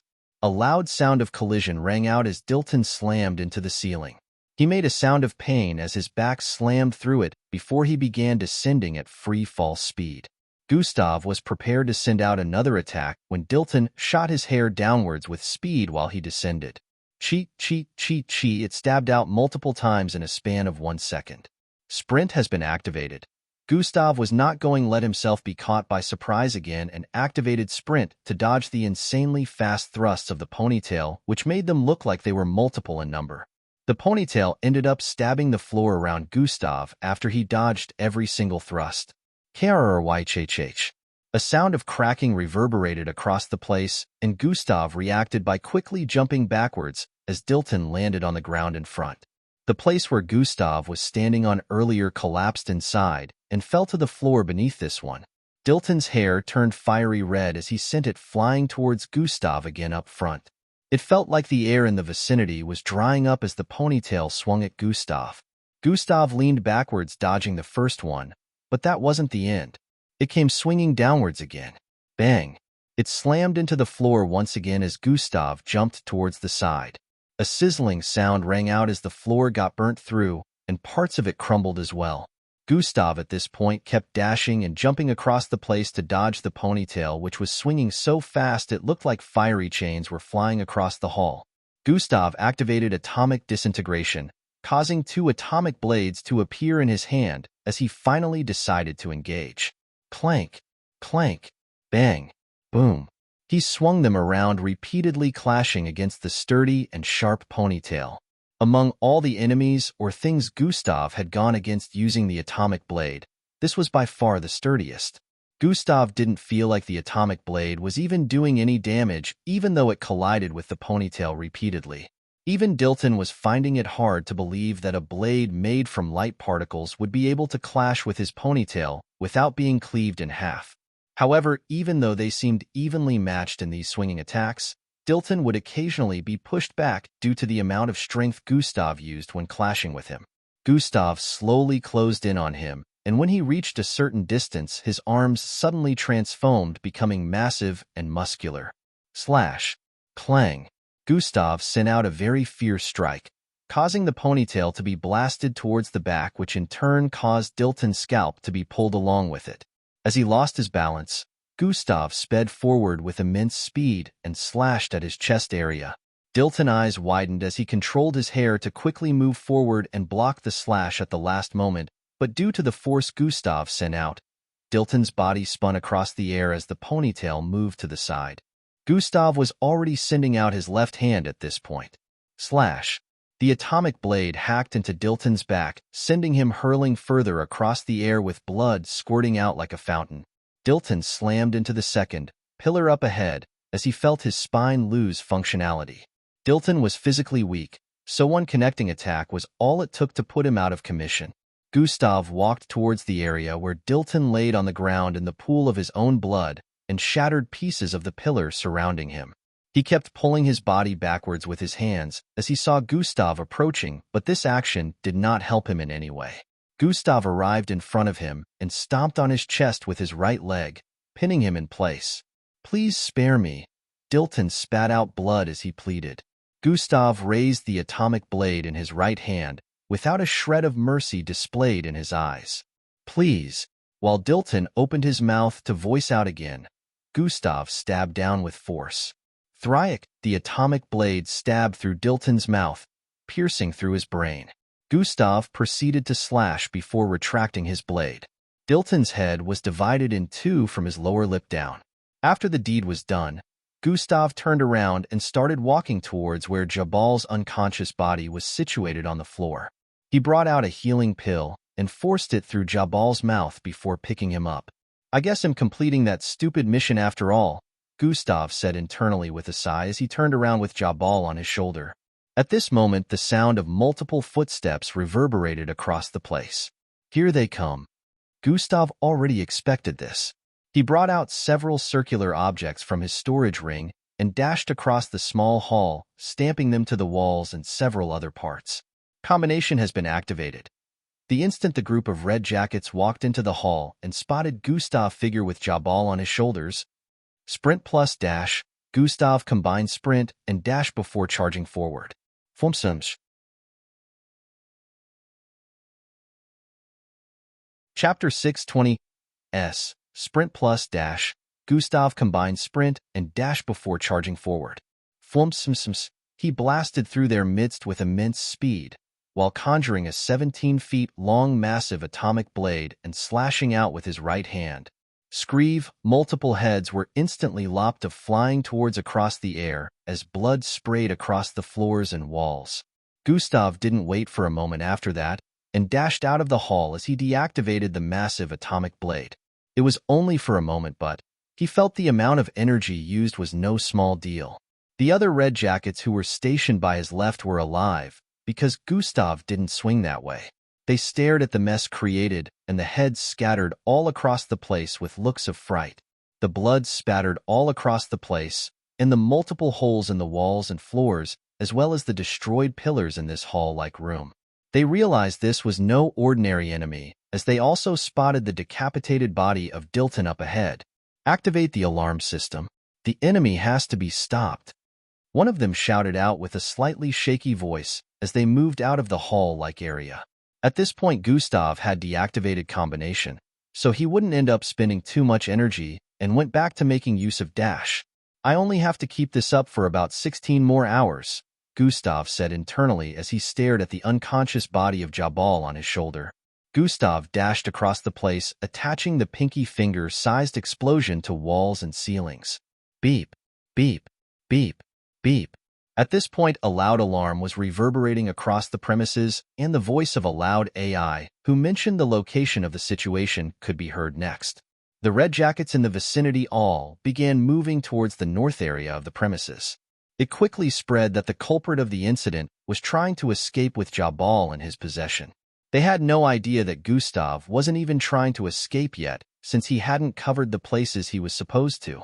If it wasn't for the fact that he had Jabal on his shoulder as he moved from place to place, he would still be able to go about unnoticed.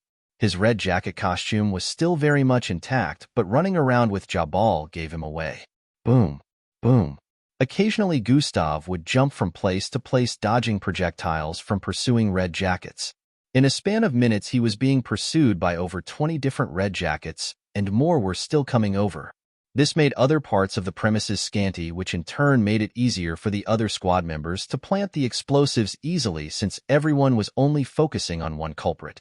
They had no idea that there were 5 others currently. Fiona checked the map for her current location and calculated how much area she had covered so far.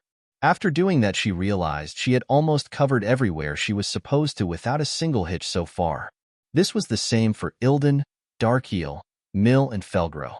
Since when Gustav gave the go-ahead for them to use their bloodlines, things got even easier, and they hadn't seen a reason to use their abilities to battle, because every red jacket they came into contact with were moving with urgency towards the source of the alarm.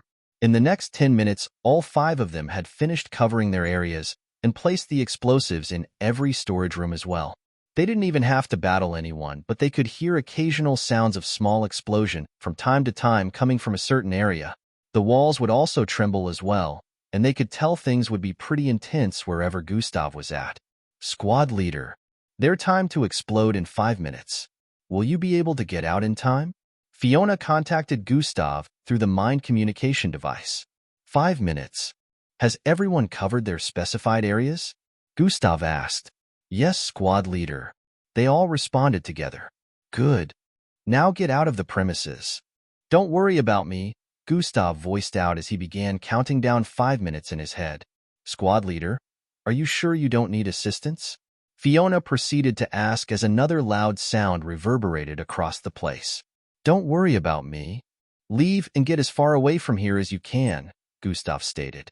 All 5 of them had no choice but to listen to Gustav and began to make their way out of the premises. They had easily completed their individual objectives, but they all knew that Gustav played the most difficult parts, and even now they could tell he was still undergoing a difficulty. Getting out would be hard for him, since practically the entire troops of red jackets were after him. Currently, Gustav was running on the side of a wall after the entire floor of this area was blasted to bits by the red jackets chasing from behind. Gustav leaped forward from the wall after reaching a particular point and blasted through an opening on the lower floor. Some of red jackets behind were standing on a cylindrical-shaped glider which allowed them access to fly across the place. They chased relentlessly after Gustav while some others stuck at the entry point that led to this floor before it got blasted to smithereens had to turn around to look for another route and resume chasing Gustav. Gustav arrived at a long corridor and dashed across it with Jabal still on his left shoulder area. Arriving at the intersection, Gustav turned to the left and sensed multiple red jackets coming towards him from up ahead. He quickly paused his movement and turned towards the right. He only moved a few steps forward before he sensed multiple of them coming from that direction as well. Gustav turned around to turn back to where he was coming from and spotted the red jackets using those cylindrical-shaped gliders, flying towards his direction.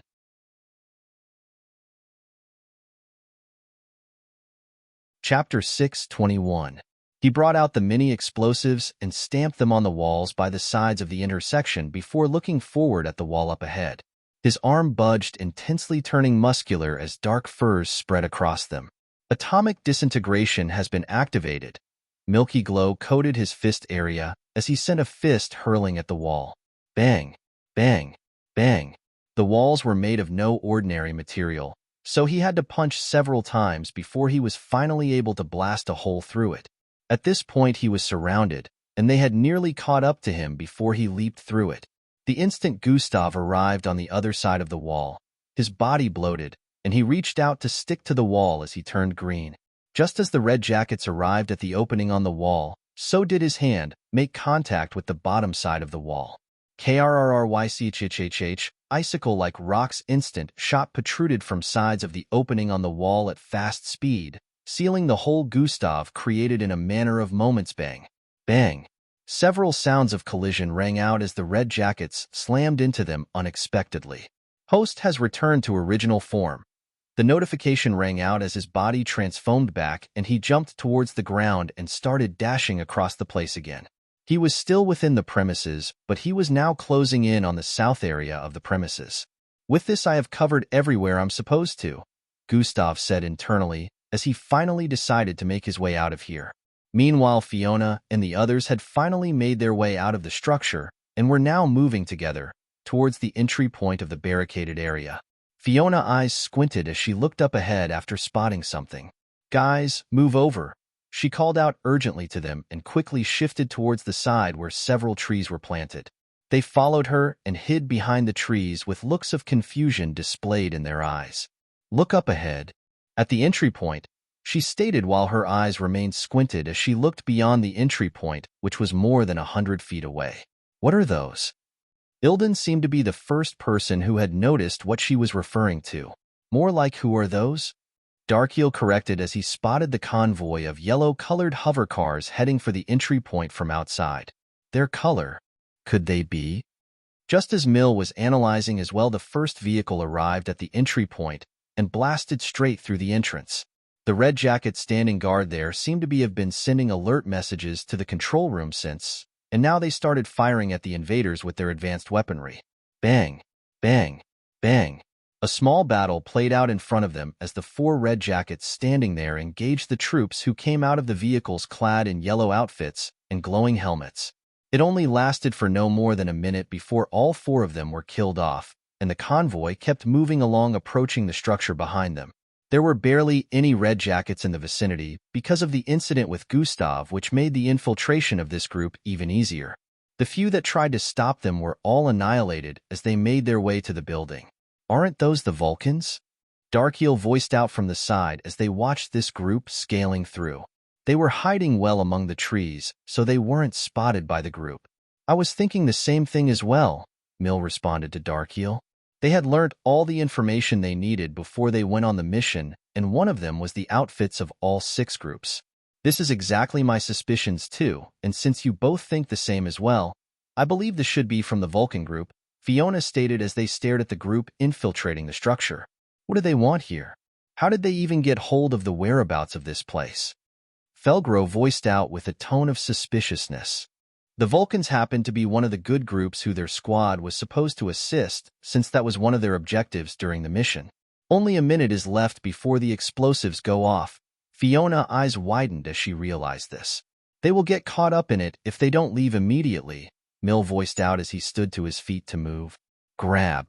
Fiona grabbed hold of him. "Are you stupid? What do you intend to do?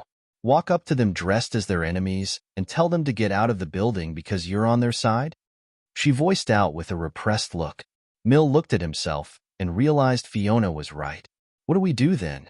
We're supposed to reduce the numbers of the other groups, not them," Mill voiced out as he squatted. "Squad leader is the one with the controller. They'll reach out to him to stop the timer." Fiona decided to contact Gustav. Currently within the building, Gustav was being pursued by multiple red jackets once again. At this point, he knew less than 1 minute was left before the explosives went off, so he was trying to make his way out of the building without giving the red jackets the opportunity to chase him as well.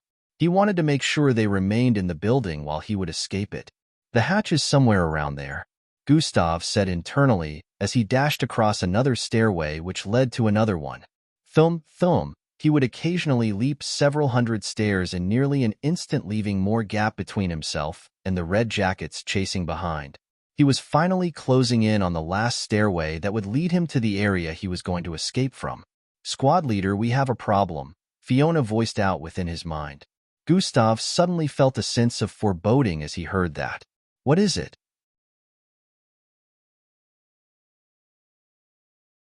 Chapter 622. Squad leader, we have a problem, Fiona voiced out within his mind. Gustav suddenly felt a sense of foreboding as he heard that. "What is it?" he proceeded to ask. We believe the Vulcans have infiltrated the premises and bid to deal with the group. Fiona responded. The Vulcans? What are they doing here? Gustav was just as surprised as he leaped upwards furthermore. We have no idea, but they're in the building now, she stated with a tone of emergency. Gustav understood that they must have easily infiltrated him, drawing the attention of the Red Jackets. The explosives will go off in about 30 seconds' time. Gustav realized this as he finally leaped through the last fleet of stairs and found himself at the entrance of the area he was headed for. Exactly. Squad leader, our actions shouldn't be the cause of their power reduction, so I'm suggesting you pause the timer, Fiona voiced out within his mind. Pause the timer. Gustav thought about this as he headed in the large space through the entrance. Yes. We could let the Vulcans handle dealing with the Red Jackets, Fiona stated. Gustav paused his steps within this massive circular-like space. There was only one way to get into this place, which was how Gustav got in, and to get out one would have to use the same way. However, high above, the circular-typed ceiling area were structured using multiple window panes, and there seemed to be a circular-shaped wheel-like object in the middle of the ceiling area. This was Gustav's way of getting out of here. The wheel-like object could be used to open the small hatch up above where he get out from and lock back from outside before leaving the premises. No. The Vulcans will be unable to handle the Red Jackets the moment they have the chance to regroup. The amount of advanced firearms and different technological machinery stored here would be enough for them to win. As Gustav said this to Fiona, he leaped upwards with force. Thumb, he ascended up to 400 feet in the air and grabbed onto the wheel-like object with his right hand. Using it to pull himself up, Gustav placed his feet on the window panes while still using his left hand to hold onto Jabal. He started turning the wheel while Fiona was speaking in his mind. Squad leader, are you saying we should leave them to die? She asked. There's no choice here. It's guaranteed that we'll complete the objective the moment the explosives go off, while the Vulcans winning against the Red Jackets is not even up to 50% assured. They're just unlucky to be here at the moment, Gustav responded as he twisted the hatch as quickly as he could. The Red Jackets were already closing in on the entrance to this place as he struggled with the opening of the hatch with just a single hand. Less than 20 seconds left. You all, get out of here immediately.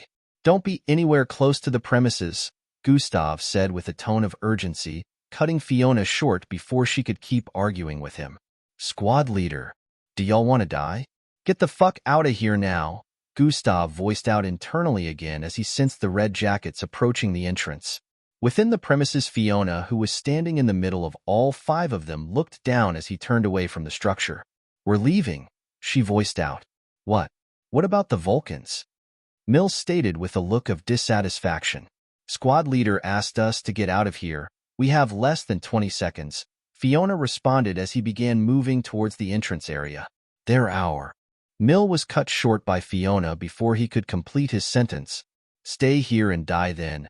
After saying this, wings sprouted out of her back and she dove forward with speed. Everyone had no choice but to activate their bloodlines and move as quickly as possible towards the entry point. They also wondered how Gustav would get out in time since he hadn't left the building yet, but they knew he wouldn't be asking them to leave if he didn't have something up his sleeves. 12:11. As the Red Jackets got into the space, Gustav finally managed to get the hatch open and swung through the space as quickly as he could. Tom. He landed atop the glass-like roofing and quickly squatted to close the hatch back from outside. Bang! Bang! Bang! Multiple Red Jackets slammed into the roofing from within, trying to break through it and get Gustav, but it was all to no avail. 8. Gustav suddenly activated God Eyes at this point and saw through the entire structure down to the bottom and the far north area within. He spotted the group of Vulcans wreaking havoc in that part. There were quite a number of them, no less than 40 who had infiltrated. However, Gustav could see that some of them had split up already, and only around 25 could still be seen cooped up in one location. 6. As the timer was only left with 6 seconds at this point, Gustav's body bloated as his skin turned green while he placed his right hand on the structure. SSHHRRRKKKKKKKK. His mind traveled across the structure with speed towards the north area. I can only do this much. He suddenly opened his eyes as icicle-like rocks shot out of the floor in front of the Vulcans who were about to go deeper into the structure. What's this? Hey. They began attacking the icicle like rocks sprouting from the ground, but in a matter of moments, all the Vulcans in that particular area had been surrounded by the icicle like rocks and trapped within. 2. As Gustav noticed that only 2 seconds were left to get out of here, he activated Super Jump. Super Jump has been activated. Thumb. He leaped across the air with immense force, causing small cracks to appear on the window panes. Fwayai.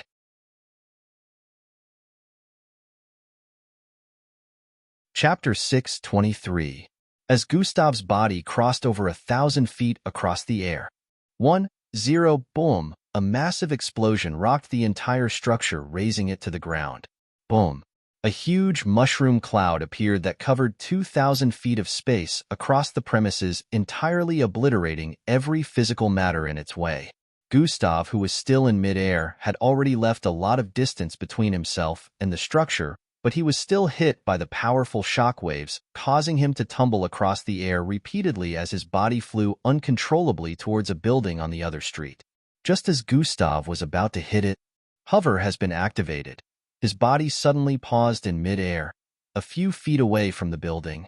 Floating a little bit forward, Gustav reached out to grab the building with his right hand and pulled himself upwards. Fly!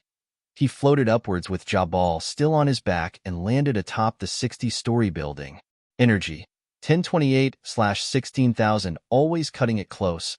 Gustav realized he spent way more energy than he was supposed to, but he was glad he got the job done. He sighed in relief as he dropped Jabal's unconscious body by the side and stared in the direction of the explosion. It was at least 5,000 feet away from his current standpoint, but he could see clearly just how much destruction was wreaked upon the environment. A massive crater that covered over 1,000 feet had been formed in place of the initial premises where Jabal and the Red Jackets initially resided. You have killed a Marshal-ranked mixed blood, plus 150,000 EXP. You have killed a Marshal-ranked mixed blood, plus 150,000 EXP. You have killed a Marshal-ranked mixed blood, plus 150,000 EXP. Notifications popped up in his line of sight one after the other in 20s. It had been so long since Gustav got an overflow of notifications like this, boosting his EXP so quickly. Host has leveled up. After the notifications ended, Gustav noticed he leveled up to 47. A good OL manslaughter was still the best way to stack up a lot of EXP, so long as the mixed blood/mixed breed were powerful enough. God Eyes have been activated. Gustav's sight turned red as he zoomed in on a part of the crater. There was a small amount of exalted land that wasn't destroyed like the rest. It had some spikes surrounding. Some were cracked and others were broken in half. The people standing on this piece of land were clad in yellowish outfit. These, of course, were the Vulcans Gustav had saved. However, even though he had them surrounded with the Iro silk from the Calapisol, some parts were still blasted apart by the explosion, so some of them still died. Gustav could see a few of them laying on the ground lifeless. Out of 100% of the Vulcans who came here, only 60% would be able to leave with their lives intact.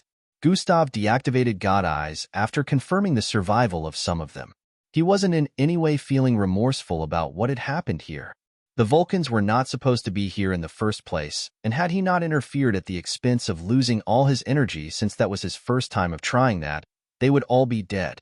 The Vulcans who survived were looking around with confusion, not understanding how they were surrounded with the icicle like barricades before the explosion. They felt this couldn't be a coincidence. Gustav noticed he was bleeding from his neck area, but he wasn't bothered since it was just a flesh wound and regeneration was starting to kick in already. Squad leader. Were you able to get away in time? He suddenly got a mind communication call from Fiona. Yes. What about you guys? Gustav asked. We did as well, Fiona responded, and proceeded to explain where they were currently. Gustav squatted and picked Jabal up before placing him on his left shoulder and leaping down the building. Minutes later, Gustav and his squad stood atop the lounge rooftop discussing about their recently completed objective. Why did squad leader take Jabal? Fiona asked. I need him to answer some questions, Gustav responded while staring at the side where Jabal was still laying on the ground.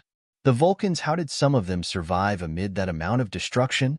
Mill voiced out with a confused expression. That's not important. Gustav waved the question off. The objective was a success.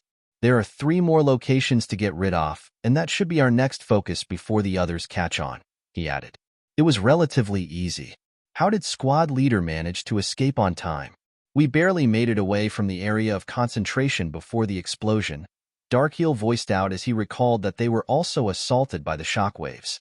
Fiona was the only one who got far away to not be affected in any way by the shockwaves, and that was due to her flying speed. That doesn't matter. You guys should go rest now and get ready for the next operation in Region 26.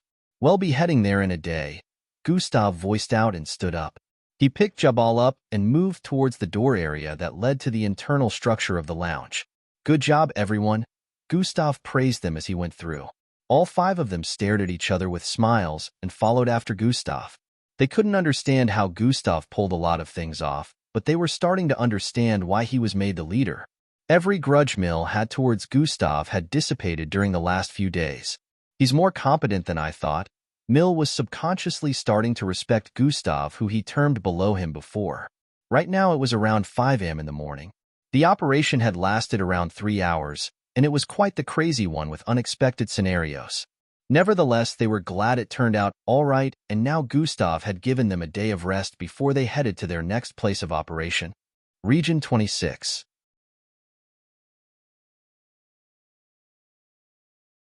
Chapter 624. Nevertheless, they were glad it turned out all right, and now Gustav had given them a day of rest before they headed to their next place of operation. Region 26. Hours later, Gustav was sitting in a small room channeling his bloodline, while Jabal was tied up on a chair in front.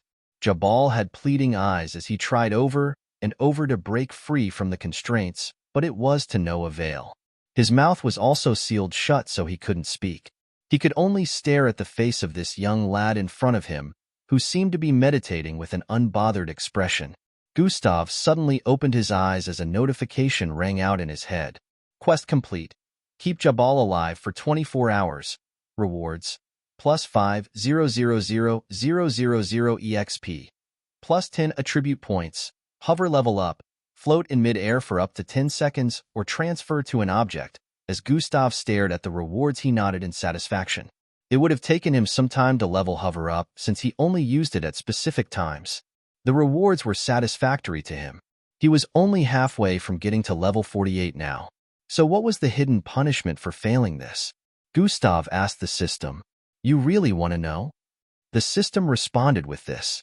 I do, Gustav answered. -5 attribute points, the system stated. Gustav. You really had me thinking it was something more. You little. Gustav couldn't find words for how he felt at the moment after finding out that the hidden punishment was nothing of real consequence. The system snickered upon seeing Gustav's expression. Gustav stood up from the bed and moved towards Jabal to take off the tape covering his mouth.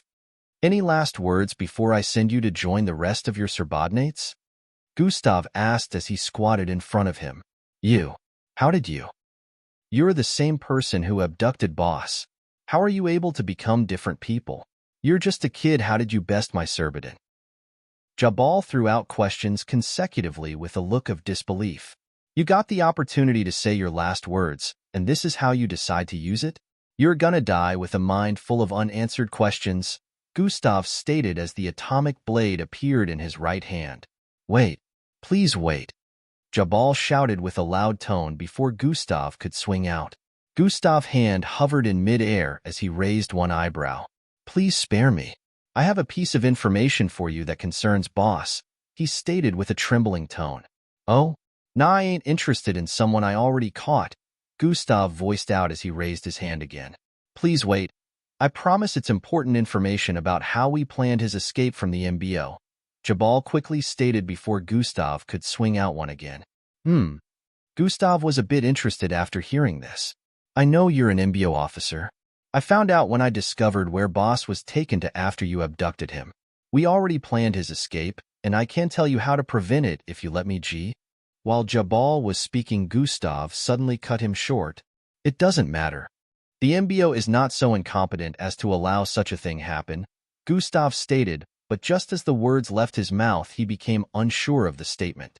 He remembered the MBO has been pretty incompetent so far, but at the same time he wanted to believe it would be impossible for them to break Sahil out since he was in the second base.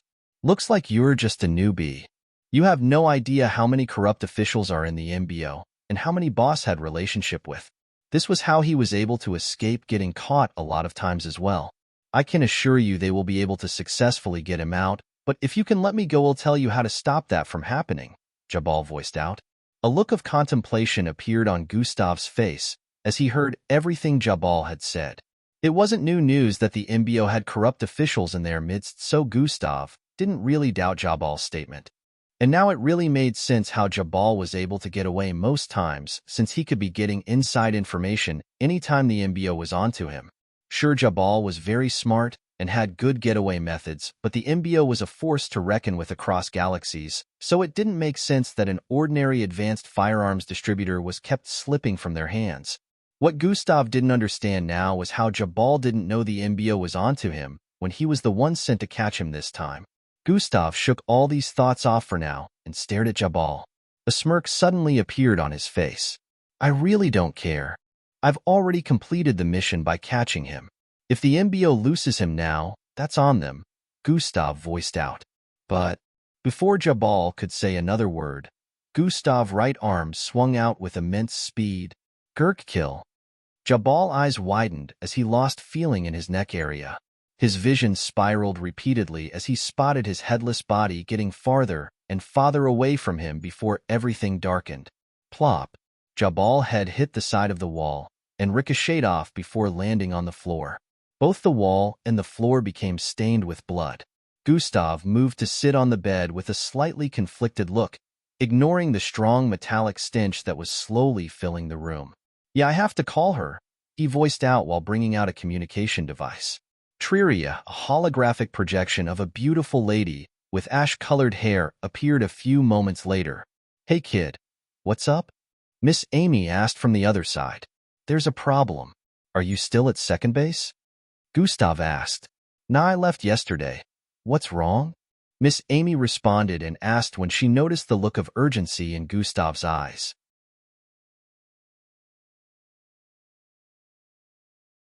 Chapter 6:25. That's why they have the guts to carry out the escape operation. Miss Amy ain't there. Gustav came to this realization. Miss Amy. They're planning to break Jabal out, Gustav disclosed. Huh. After some minutes the call with Miss Amy ended. Gustav had explained to her everything Jabal said, and she told him the situation was going to be handled. Gustav moved towards Jabal's headless body and stuck his fingers into the bloody neck area. Requirements for bloodline acquisition has been met. Analyzing host compatibility with energy beacon bloodline. Compatibility level, 84%. Does host wish to acquire this bloodline? Yes/no, yes. Bloodline extraction will begin. Extraction process, 0/100, 5 out of 100, 27 out of 100. Gustav only waited for about 30 seconds before it was done. Energy beacon bloodline successfully acquired. After this was done, Gustav proceeded to spend the rest of the day channeling his bloodline and meditating after cleaning his room of Jabal's corpse.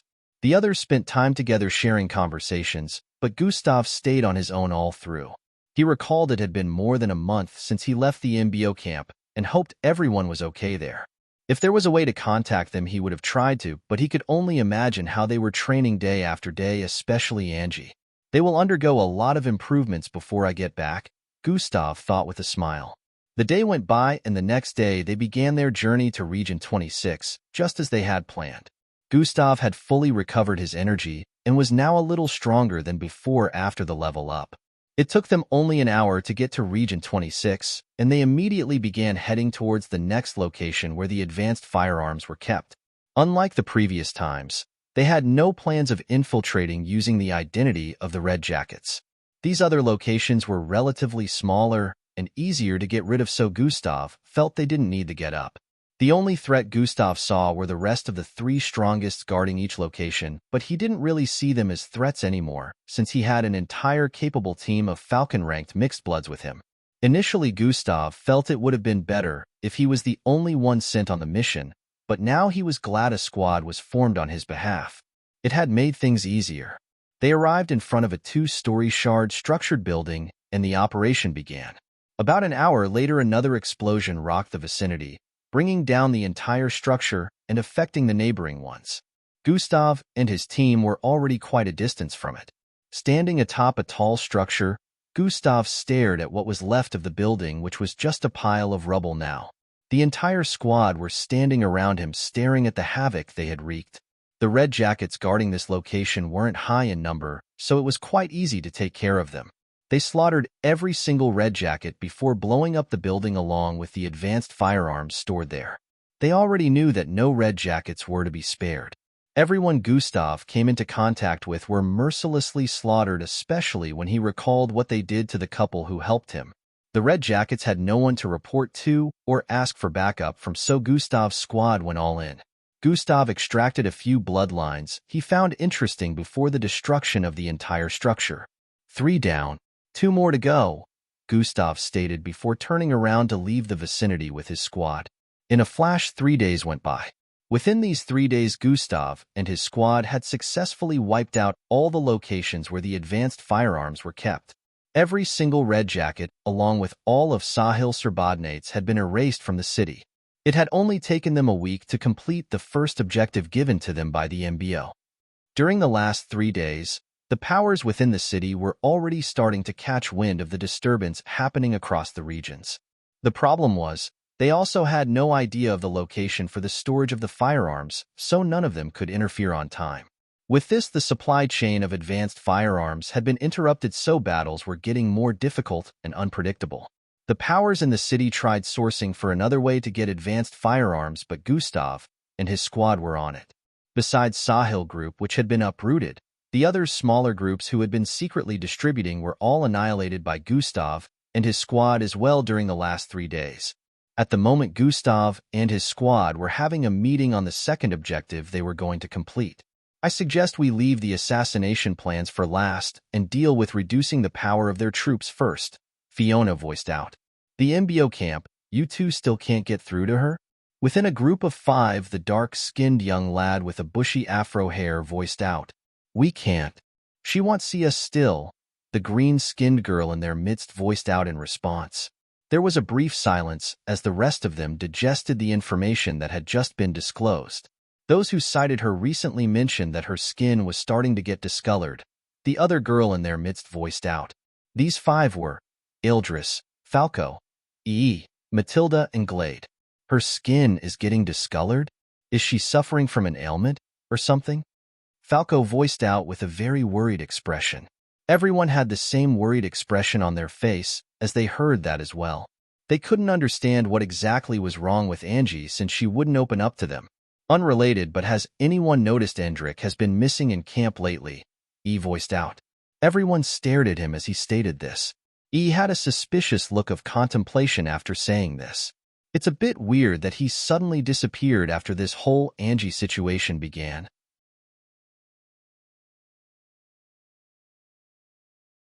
Chapter 626. It's a bit weird that he suddenly disappeared after this whole Angie situation began, E added. Everyone had looks of contemplation upon hearing this. EE's statement was looking like a speculation that made it seem like Endrick was connected to this whole issue. Angie has stopped attending morning routines. I'm sure she has been given several warnings already, but she's ignoring them, Matilda stated. And this whole epistle just happened to start the period Endrick also disappears from camp. It does look connected, Falco voiced out. I remember about 2 weeks back she visited the lab for a checkup, and I later came to find out that Endrick went together with her. Glade eyes squinted as she disclosed. Something is definitely up and Endrick is related to it. We need to get to the bottom of this and find a way to get through to Angie as well, Eldris stated. Yes, Endrick is related to Angie's current predicament. They suddenly heard someone voice out from up ahead. It was a feminine figure walking in between the trees in this vegetative-like area. Everyone turned around to stare at the feminine figure approaching. Vera? Glade voiced out. EE's eyes squinted as she approached their position. With what she had just said, he believed she knew more about this than they did. How do you know that? Falco was the first to ask the instant Vera arrived in front of them. The other day when you guys tried getting through to Angie together. I was there, Vera began narrating. After you all left, she came out of her room and I was hiding at the corner so she didn't spot me. She left the residential area to a secluded part in camp and I followed her. Vera paused as she got to this point. Then what happened? Falco seemed impatient as he asked for Vera to continue. Nothing happened. Vera's response caused them to stare at her with confused expression. However, before anyone could say something, she continued speaking. But I did overhear her speaking to herself about an incident that happened which involved Indrik. She looked nothing like her angelic self when mentioning it. Her eyes looked murderous. Vera seemed to be replaying the footage in her head due to the myriad of expression on her face as she spoke. What is the incident? Ildris asked. She didn't specify. She only mentioned a little since she was speaking to herself, but I clearly heard the mention of Indrik being the culprit. Vera responded while shrugging her shoulders. I don't really care since she's my rival, but am telling you all this so you can find a way to help her because of him. After saying this, Vera turned around to leave. Who is him? Matilda asked as Vera walked away, but there was no answer. All of them stared at her back as she disappeared into the distance with looks of confusion and contemplation. So Indrik truly does have something to do with this. Falco gritted his teeth and clenched his fist tightly as he voiced out with a look of anger. Let's calm down a bit. Indrik changed so there might be a misunderstanding somewhere. Ildris chimed in. Misunderstanding? Tell that to Angie. Oh wait, we can't. She won't see anyone because of the state she was put in by that brat. Gustav was always right about him. Falco spat out angrily as he pranced about the place. Relax, Falco. It is indeed a fact that we witnessed Indrik's change. Let's not jump to any conclusions before knowing the whole story, he stated while tapping on Falco's shoulder. Let's try looking for information on Indrik, Matilda suggested. In a region of sandy ground surface and unexpected whirlwinds that moved about from time to time, a figure could be seen walking across the place. He was clad in white hoodie and black boots with large glasses as he strode along the sandy surface. After moving for some time, he paused his steps and tapped on the watch-like device strapped to his left wrist. Try, time left, 3 days, 3 hours, 47 minutes. Successfully acquired the Anastria plant, 3 days till pickup. I need to find a follicle nut, Indrik voiced out as he tapped on the watch-like device again, which proceeded to change display. It projected a dark yellowish thumb-sized looking nut. During the last 1 week, Indrik had been searching for 2 items. One was the Anastria plant, and the other was the follicle nut. These were the 2 items Dr. Levi asked him to get for Angie's treatment, and he was on a timer. Indrik had acquired the Anastria plant after his scuffle with the Drackle, which led him to going into one of the structures in the vicinity. The structure happened to be laced with traps, but Indrik was able to overcome all the hurdles and arrive at the bottommost part of the structure where the Anastria plant was growing in few numbers.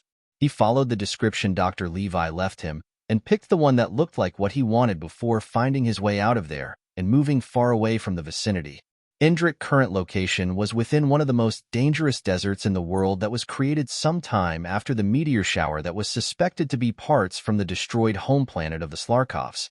Fortunately, he was given a guide instrument, which had helped him protect himself from falling into situations that would have led to his death by now. He only had about 3 more days left to find the follicle nut, so he was getting tensed and impatient. He had been walking for more than 24 hours. After climbing another hill of sand, the glass sensors on Indrik's face signaled him of something. A lake? He muttered with a surprised expression as he spotted the small lime-colored body of water hundreds of feet towards the west. From his line of sight, seeing through the glasses, a yellow dot kept beeping as the glasses zoomed in on the location.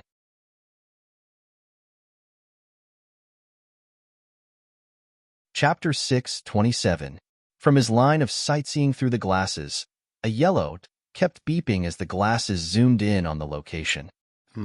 Indrik turned towards the side and began walking forward. He was headed towards the lime-colored lake. Outline of his steps appeared across the sandy surface as he walked forward 1 step at a time.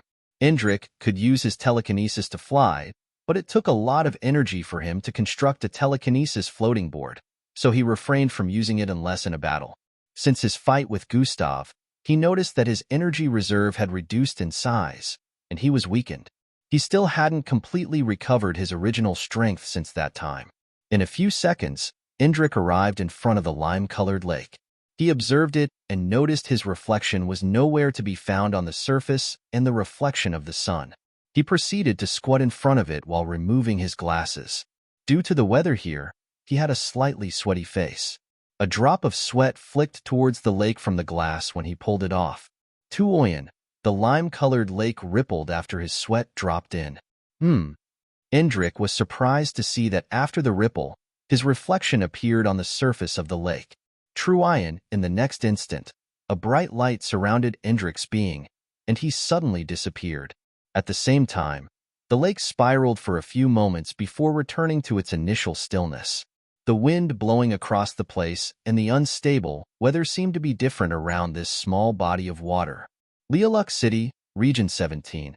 How much information has been gathered so far? Gustav asked his squad members in the room. The places where battles have been occurring so far are quite unpredictable, even though we have tried getting inside information, Darkheel voiced out.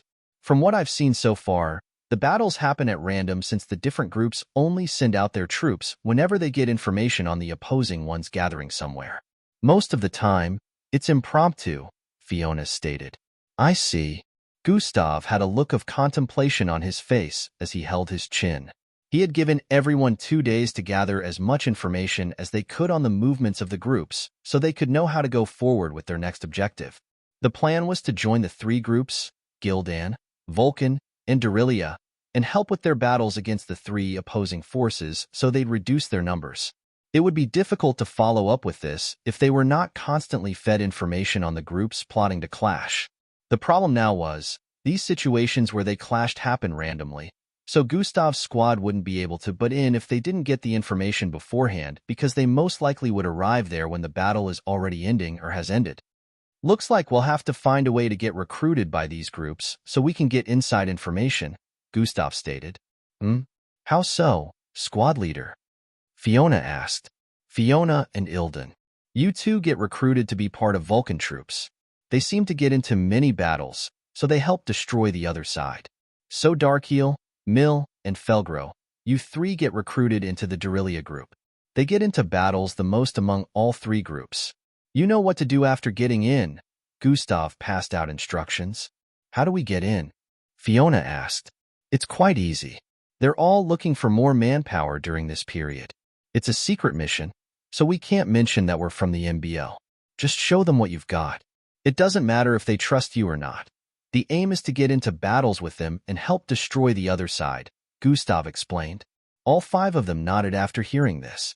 What about you, squad leader? Mill asked. They'll also be infiltrating a group, Gustav disclosed. The Gildans? Felgro inquired. No. They'll be infiltrating the Zalabans, Gustav revealed, causing all of them to stare at him with looks of disbelief. When Gustav mentioned he would be infiltrating a group alone, they all automatically assumed it would be the 3rd group they were helping out. They didn't expect that he would be referring to the enemy group. Squad leader. That's... Fiona was finding it hard to form words after hearing that. I know what y'all are thinking, but not to worry. It's not a big deal.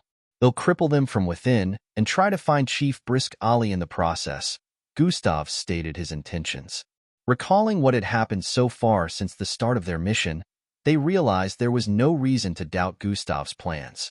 Everything planned so far had been successfully pulled off by following his command, and most times, they couldn't understand how he was able to perform most of the feats he pulled off. When you all get in, make sure to insert yourselves into every battle situation and bring down plenty of the opposing troops, Gustav instructed. They conversed for a few more minutes before deciding to start this operation by tomorrow. Gustav already mapped out how he was going to carry his plan out. He checked his storage device and found the Zalaban's black outfit and helmet. Region 32. They'll have to use her, Gustav thought internally as a suspicious glint appeared in his eyes. The next day arrived, and everyone was on the move, obeying Gustav's instructions. Now that Gustav would be on his own again, he wasn't bothered about speed. He let the rest use the hover cars they got from the recent conquest, and used his legs as a means of transportation instead. The next stop for him was Region 32, about 3 hours away from his current position. Even though Region 32 was the most luxurious and high-class area in the entire city, which made it well-guarded, Gustav had been there already before, so he knew just how to get in without issues.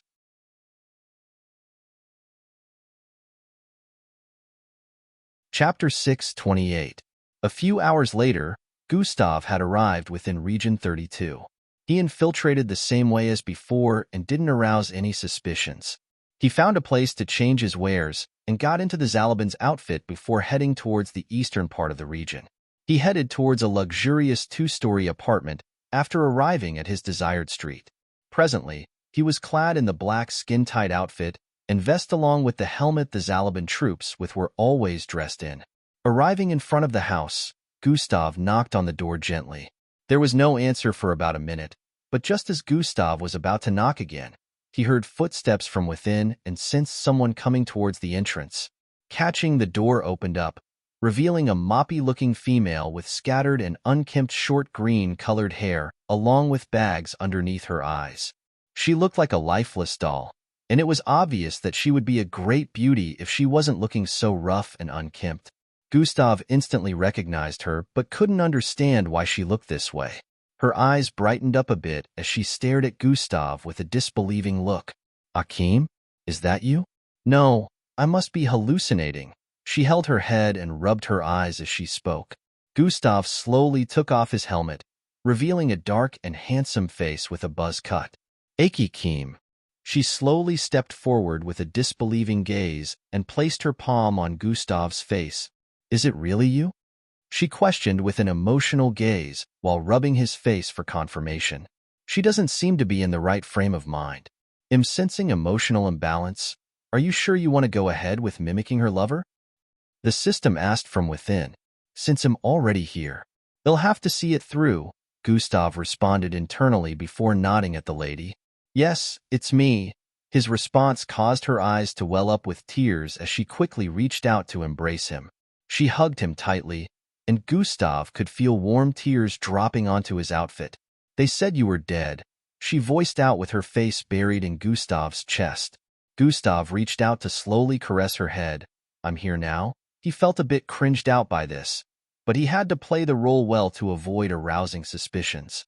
This was Lydia, the fiancée of the Akim who Gustav killed about 2 months back with Lucius and the rest. She was also the daughter of the leader of the Zalabins, according to the information the system gave him the last time. After hugging him for some time, Lydia suddenly pulled her face away. "I haven't taken a bath or kept myself clean in so long. I feel ashamed," she said with an embarrassed expression while moving back.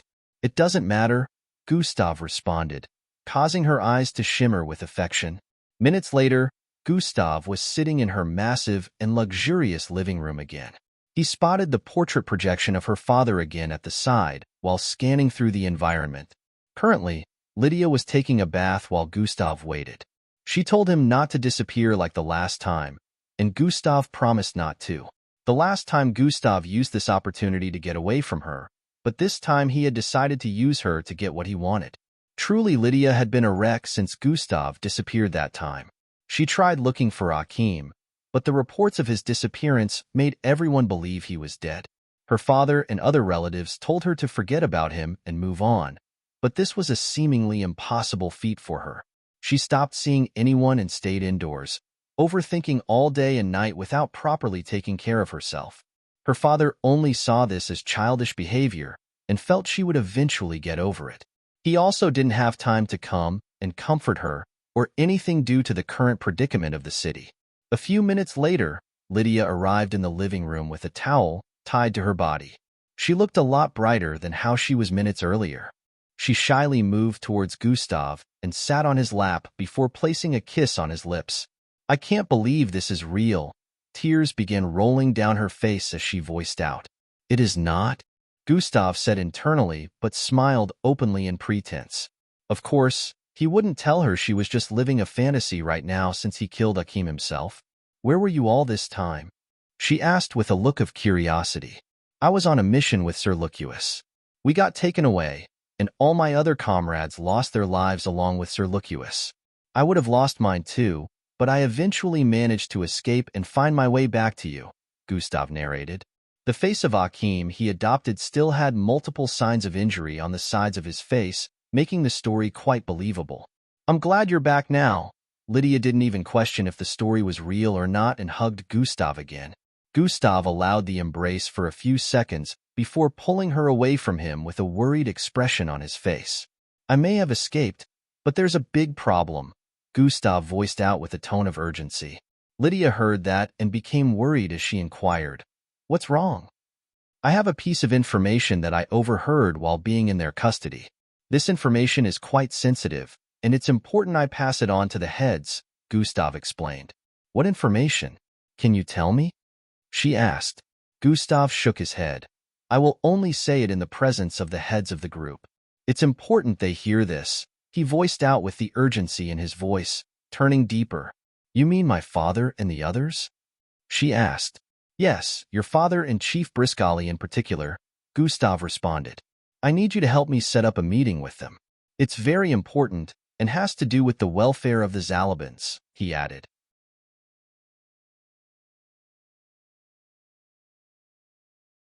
Chapter 629. I need you to help me set up a meeting with them. It's very important and has to do with the well-being of the Zalabans, he added. Lydia's face displayed a contemplative expression after hearing Gustav say that. "I haven't spoken to father in some time. I'm sure he'll be happy to hear that you're okay," she voiced out while standing to her feet. "From there I can tell him about your plan to have a meeting with them," she added with a smile. Gustav nodded at her with a smile as well.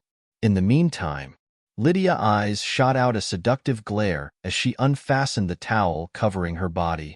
"I want you to make love to me," she said while catwalking towards Gustav again and turning around to show him the full splendor of her naked body. "Oh," Gustav thought with a sense of urgency. "How do I get out of this?" While Gustav was struggling with his current predicament, the rest of his squad members were busy trying to get recruited into the groups he asked each of them to head to.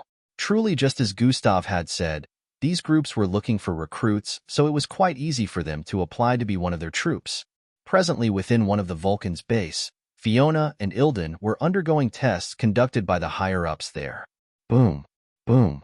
Within the small test area, Fiona made use of her wings to destroy an entire fleet of mechanical bots in one swing, while Ilden transformed into a body of water, drowning and destroying the mechanical bots from within. They weren't the only ones trying to get recruited here, since there were other mixed bloods in the city who were dying of hunger due to the situation of the city and saw this as an opportunity to make money. However, they had left the others within the same test area stupefied. The others were unable to showcase their prowess since these two had destroyed everything in sight, and even if they could, they wouldn't be able to perform the same feat since they were significantly weaker. Within a control room where some Vulcans were watching, they discussed about the both of them. "Where did these two come from?" one of them asked with a suspicious look. "Sir Luke, according to our database they're from Region 7, and after questioning them, they revealed they were in hiding since the war began, but now they want to help in putting an end to it," the other one explained. "They're quite powerful. How are we sure we can trust them?" Sir Luke voiced out. "Because we wouldn't be here if we didn't want to help." A feminine voice was heard from the entrance, causing all 4 Vulcan officials within the room to turn to the entrance. They spotted the same 2 people they were discussing about, Fiona and Ilden. "What are you?" Sir Luke was about speaking, but he got interrupted. "We are powerful enough to join any other group. Why would we choose you? If we wanted to try something, we would have already done it." Ilden spoke this time with a strong gaze. Everyone in the room stared at the both of them silently for a brief period of time, processing what they had just said. They realized it made sense, and the one who seemed to be in charge finally broke the silence. "If you're truly here to help, prepare to be deployed to the battlefield." In another location where one of the bases of the Derilia group was situated, a similar scene was playing out. This was a recruitment site where mixed bloods of any strength level were being tested before they were accepted to be part of the troops. Just like in the Vulcan base where Fiona and Ilden underwent tests, there were many mixed bloods here as well looking to get recruited, so they would be able to get fed. It was truly a pitiful-looking situation here, since only Darkeel, Mill, and Felgro looked well-fed here. The 3 showcased their prowess, causing those in charge of the test to question them before recruiting them into their ranks. With all this being said and done, the first stage of the objective was complete, and now they would all have to play their part to lessen the troops on the other side. Just like that, the day went by, and the next day arrived. Gustav turned to the side to look at the naked feminine body beside him on the bed. It was that of Lydia's, and she was currently asleep. Gustav had been awake throughout the entire night and couldn't wait for day to arrive. Phew! He sighed in relief internally as he slowly took the duvet off his body. Lydia's body would occasionally move her body, signifying that she was about to wake. That was close, Gustav said internally as yesterday events replayed in his head. You almost lost your virginity again. The system voiced out in his head. Now isn't that a sight you'd kill to witness? Gustav scoffed internally with a repressed tone.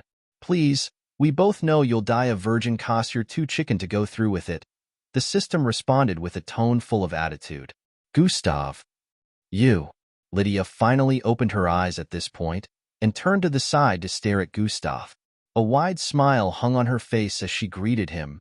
Good morning, my love, she voiced out and reached over to kiss him. Gustav returned the kiss and smiled back before taking the duvet off him and standing to his feet. He was currently shirtless and only clad in shorts. I can't remember what happened last night, did we? Lydia held her head with a slightly confused look as she spoke. Oh yeah, it was too much for you after we took a couple of drinks and came down here.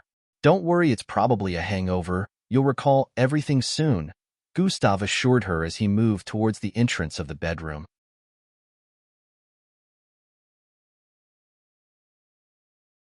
Chapter 6:30. I feel so weak. We must have really gone at it a lot, Lydia said with a smile while winking at Gustav. Gustav just chuckled and moved out of the room while shutting the door behind him. Phew. I'm glad I still had some sedative with me. It could have gone pretty bad, he said internally while moving to the bathroom. Yesterday, Gustav had managed to stop Lydia from coming onto him in the meantime and asked her to wait till nightfall. And by nightfall, when they were entangling underneath the sheets after drinking like he suggested, she fell asleep in the middle of the process. Gustav had drugged her drink with sedative, and she had no idea, neither did she suspect that this was what happened. She thought they had sex, but she couldn't remember because of the drinks. Gustav had to stay by her side the whole night while being half naked, so she'd wake up to see him beside her. All this drama was necessary to make everything believable and not attract any suspicions. The day went on, and lots of events went down as expected. Lydia contacted her father just like she promised Gustav, and they picked a date where they would meet after Gustav shared a brief conversation with him. Gustav would have to wait for a few days, and in the meantime he visited the base in Region 32 to gather some inside information on what had been happening recently. Lydia was not well informed on the matters happening because she had been cooped in since she was told that Akim was suspected to be dead. She had a high ranking within the Zalabans group, but due to being AWOL for a long time, she had been replaced by someone else. However, she could get her position back whenever she wanted, and no one would be able to fight her for it. The whole situation with the disappearance of Sahil group was the most crucial piece of information being passed around at the moment, and this had caused a scare across the three groups. Their troops had been going to battle with just their abilities as of recent, and the casualty numbers had gone up. Gustav was glad to hear what was happening from within, but it wasn't to his satisfaction just yet. The side of the Zalabans, Lanzis, and Rutilias still had more manpower, even though most of the mixed bloods they had in their troops didn't have a high bloodline rank. Gustav still planned to cripple them more before he attended the meeting where the higher-ups would be gathered. He got a communication device that he could use to contact the command center and started making plans. While Gustav was busy with his plans, the others had gotten engaged in one battle within the last day and today.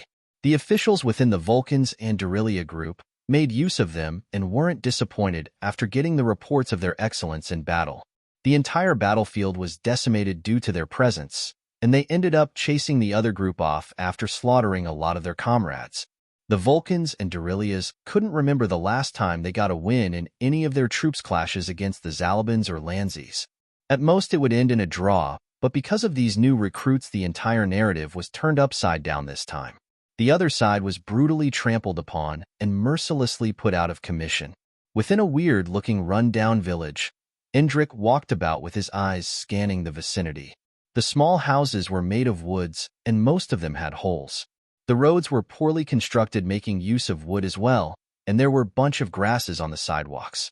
The place looked unnatural, and the skies were completely grayed out with occasionally flickers of thunder and a ray of light similar to the size of a pillar shooting down from the northeast area.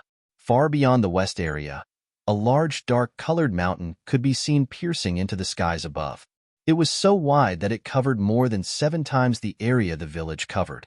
The houses in the vicinity were many and constructed in rows and columns, leaving passageways in their midst. Indrik found himself teleported here after he stared at his reflection in the river, and he couldn't understand just where in the world he currently was. A day had passed since he found himself in this deserted-looking village. The way the houses were structured looked no different from the medieval times setting to him. He remembered that according to history there was a time when the houses of humans looked this way. But this wasn't his problem at the moment. Finding his way out of here was. He only had 2 days left to find the other item necessary for Angie's recovery, so he wanted to get out of here as soon as possible. 400 houses in total. I have checked every single one of them. Or did I miss anyone? Indrik thought as he walked on a particular passageway that led to the outskirts of the village. He turned around after arriving at the entrance of the village and looked forward at the houses. I checked every single one of them, Indrik muttered. He had also tried leaving the village and heading towards the area where the pillar of light was shining down from the sky.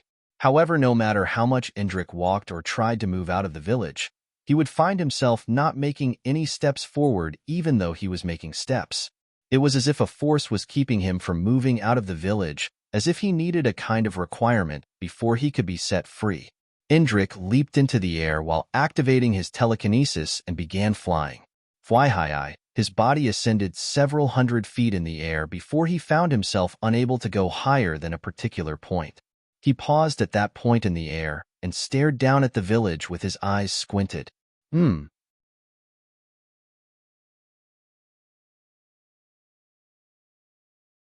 Chapter 631.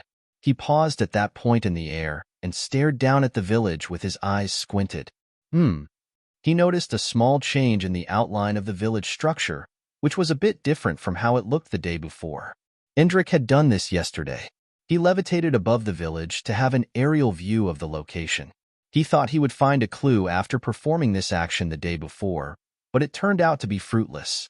However, staring at the village from up above, he recalled a small difference between yesterday and today. The house at the edge of the village had changed spots with the one right beside it. They looked quite similar, but Indrik recalled one had a part of its roofing chipped off by the side, which was what made him squint his eyes, seeing the difference. The structures move? Indrik voiced out with a look of contemplation and looked around more to see if he would observe any other difference. Truly, just as he had thought, a few houses had changed position from their initial spot the day before. He only noticed these ones because they each had something he could use to differentiate them from the others. He felt there could still be more that had changed positions, but he couldn't spot them because of the similarities with other structures. Presently, the two things that baffled him were how such an event occurred without him suspecting anything, and if these changes were related to whatever could help him escape from this place. Indrik slowly descended after scrutinizing the environment for another 15 minutes. He landed back on the ground with a contemplative look on his face as he tried to figure things out. After a few moments, he walked towards the house at the edge of the village. Arriving before it, he walked in and looked around. The interior design of the place was just as poor-looking as the day before. A wooden cane chair was positioned in the middle of what seemed to be the living room.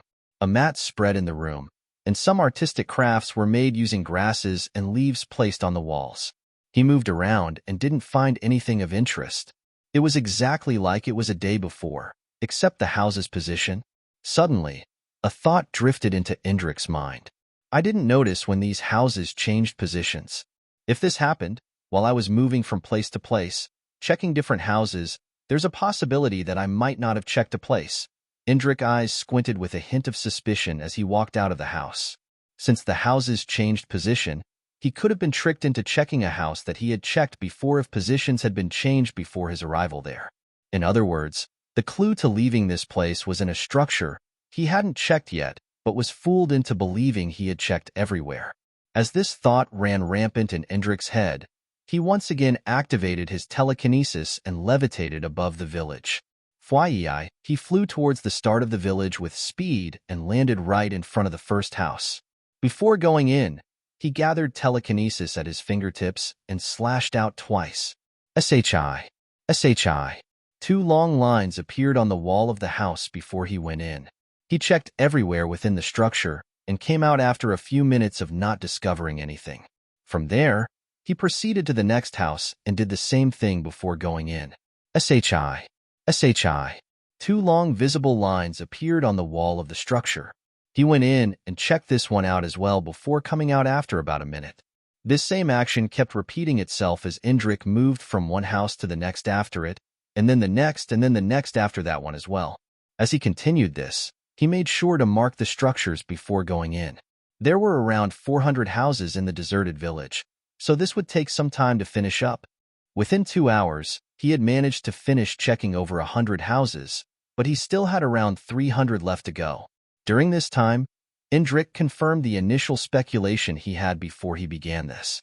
When he came out of some houses, he found out that the one next to him was one he had checked before. He wouldn't have noticed this if it wasn't for the lines he carved on the walls of every house he had already checked. He proceeded to continue checking the houses carefully, slowly closing in on the middle section of the village. 3.5 hours later, after over 5 hours of checking through the village, Indrik finally arrived at the last house close to the outskirts of the village. In a few minutes, he finished checking it and came out with a frown on his face. That's 399 houses. Where's the last one? He muttered with a confused tone as he turned around to stare at the village. So far, he had checked every house he came into contact with while moving through the village, and he made sure to count them as he came out of the ones he checked. Now he couldn't understand how he missed one house. It didn't make sense to him. Indrik turned around and dashed across the village, trying to spot if there were any houses that didn't have the mark he placed on the walls. He randomly moved about the place, not understanding how he would miss an entire house. Moving about the place, the only houses he could spot were the ones he already left marks on, which meant he had checked them already. What Indrik didn't know was, as he dashed across the place from above, it could be seen that houses were disappearing and appearing in other spots, while another house and another appeared there.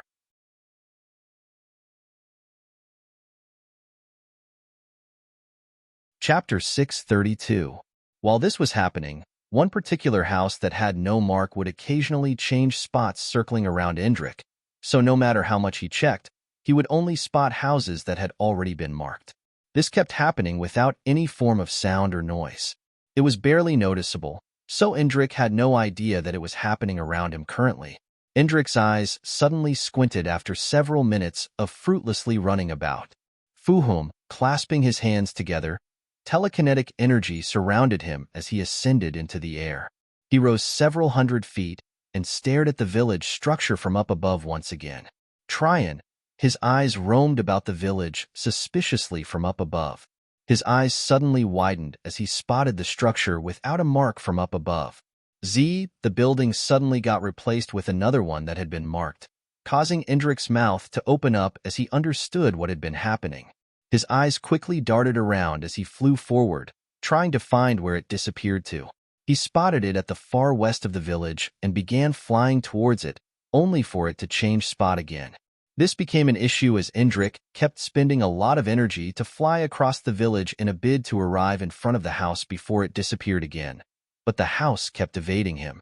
It repeatedly appeared and disappeared, making Indrik go on a wild goose chase. Enough of this. Indrik was finally fed up as he clasped his palms together. Immense telekinesis energy began to erupt from his being, causing his curly hair to blow upwards and his sweater to bloat immensely. The moment he spotted the next location where the house appeared, he sent out a wave of telekinetic energy towards that location. Boom! A large blast was heard as Indrik's telekinetic energy boxed the house on all 4 sides, holding it in place. Indrik proceeded to lift both hands, causing the building to start getting lifted off the ground. Grrrhhh. Indrik groaned loudly as his muscles turned stiff and the outline of veins popped out on his neck area. He slowly pulled the entire building towards his direction and landed it right below him. He instantly bolted in before anything could happen to the building. Bang! Blasting through the door, he found himself in the midst of bright light, and then he felt his body suddenly start descending. Bam! The instant he landed, he found himself in a dark, enclosed space with only one source of light. A small green glowing gem floating in the middle of this space. Welcome, adventurer. I am the Flory Oracle. Indrik's face lit up with confusion as he heard the voice coming from the gem. Region 34. Within a mild wilderness-like area, Gustav stood atop a small piece of rock with a communication tool in his hand. Seemed back up. The rare MNYYY of them. He voiced out with a tone of urgency and fatigue while stretching out his hand and shooting out balls of fire that exploded in the distance. Boom, boom, boom. His voice thinned out, and he suddenly cut the communication while the person on the other side was still talking. After Gustav cut the communication, a smirk appeared on his face, and he kept the device. They will be on their way now, he muttered while bringing out an item from his storage device. Zing, a whitish gorilla-like mask that had two short horns at the top appeared on his hand.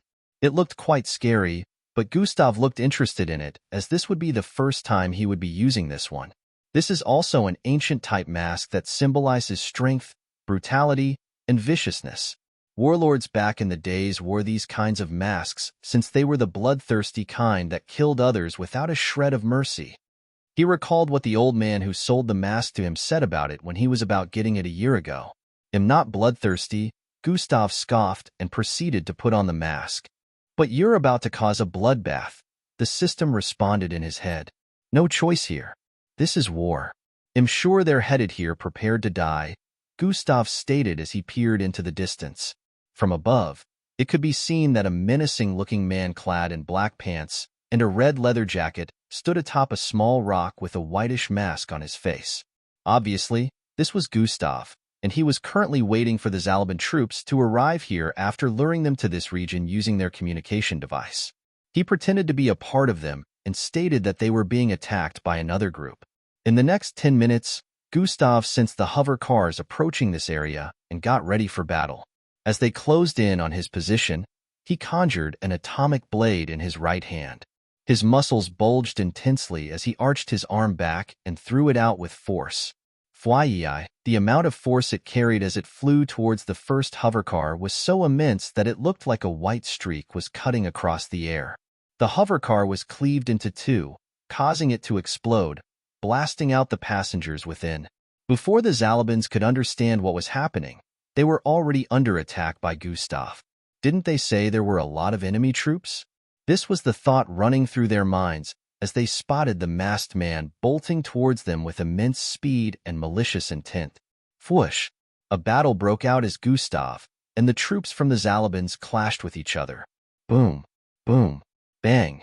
The sounds of multiple explosions reverberated across the place as Gustav moved like a phantom, disengaging different pieces of machinery before they could be set up. Kairar! Erigeg! Occasionally, multiple cries of agony could be heard as Gustav went about lopping heads and body parts off with his atomic blade.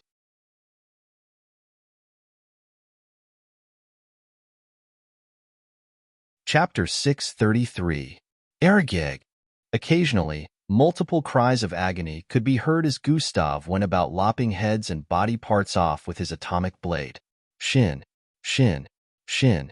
Gustav deflected 3 beams shot out from cannon-like weapons with immense speed as he slashed across the place. Take him down.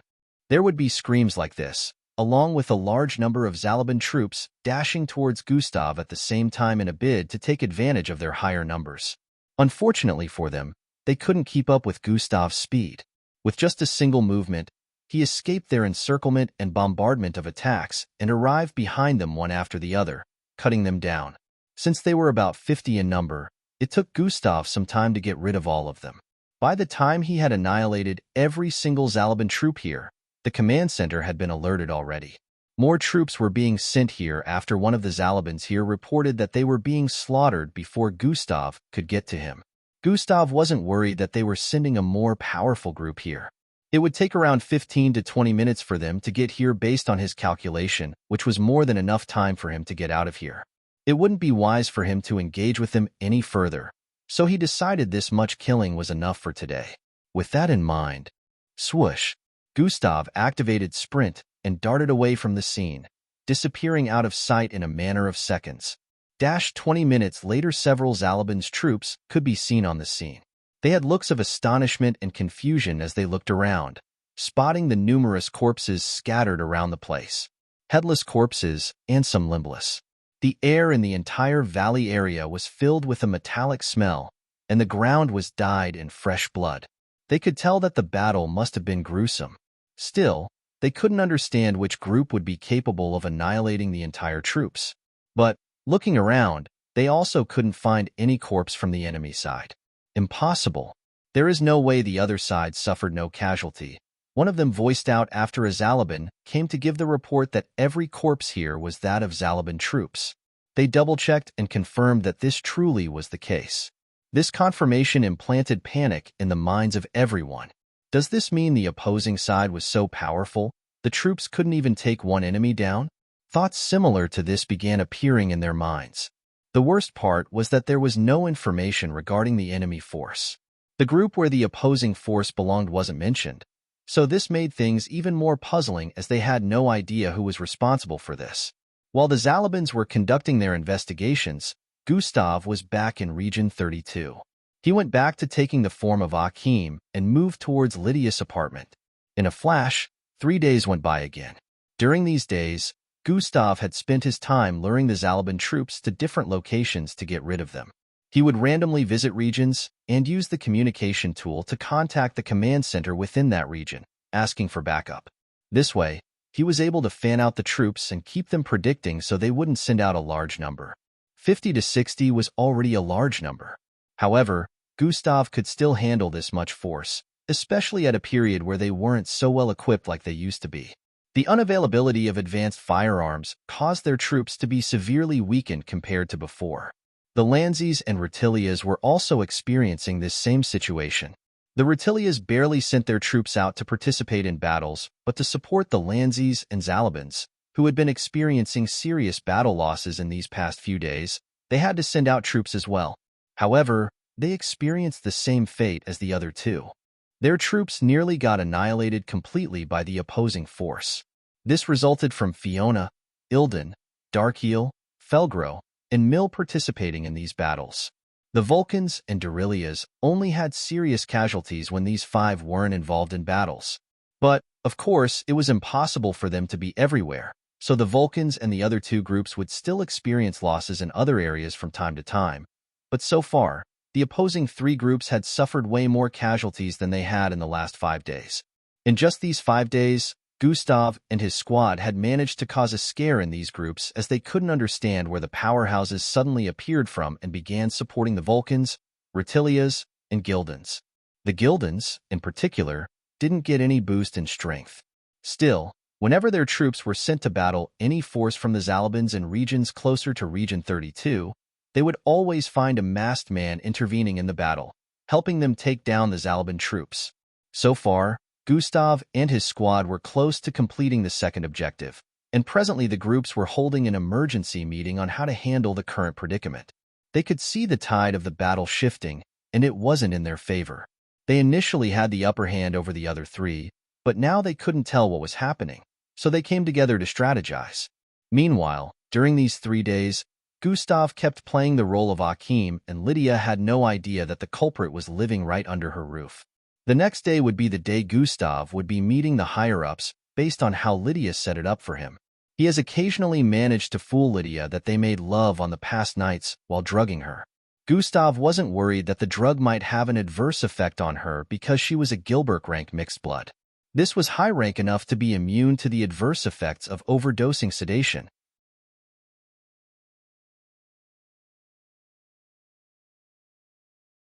Chapter 634. Right now, he was making plans on how he'd handle tomorrow's meeting.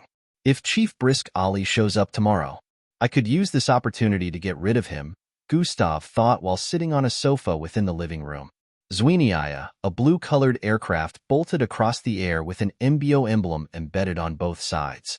It was currently flying above a desert area, heading towards a very high wall of sand up ahead that was being generated by fierce winds. This wall of sand covered the entire perimeter as far as the eyes could see, and the aircraft headed for it looked like a small dot. Flyey, it went through it, withstanding the turbulence within and the wave of sand crashing onto the body. In a few seconds, it phased out from the other side, arriving in a clear area where only mountains, valleys, and small rivers could be seen. Within the aircraft, Indrik sat in the cabin all by himself with a fatigued look. He had taken his glasses off his face, and sand could be seen smudged in between cracks on his skin. Parts of hair, his clothes, and even his eyebrows had specks of sand hiding within. He tapped the watch-like device on his wrist, which displayed a few words. Successfully acquired the anashria plant. Successfully acquired the follicle nut. Indrik's mind ran back to what happened days back. You will need me for the prevention of what is to come. There is too much information, and just a tiny fragment will cause your mind to explode. So I shall do this instead. The talking gem voiced out before flying forward with speed and slammed into Indrik's forehead before he could react. What the hell? Indrik hissed in pain, and he reached out to touch his forehead in a bid to try and grab the gem. However, just as he touched it, the gem sank into his forehead. Thuum, a plethora of information suddenly began appearing in Indrik's mind as he fell to his knees. He groaned in pain as his eyes widened. What is going on?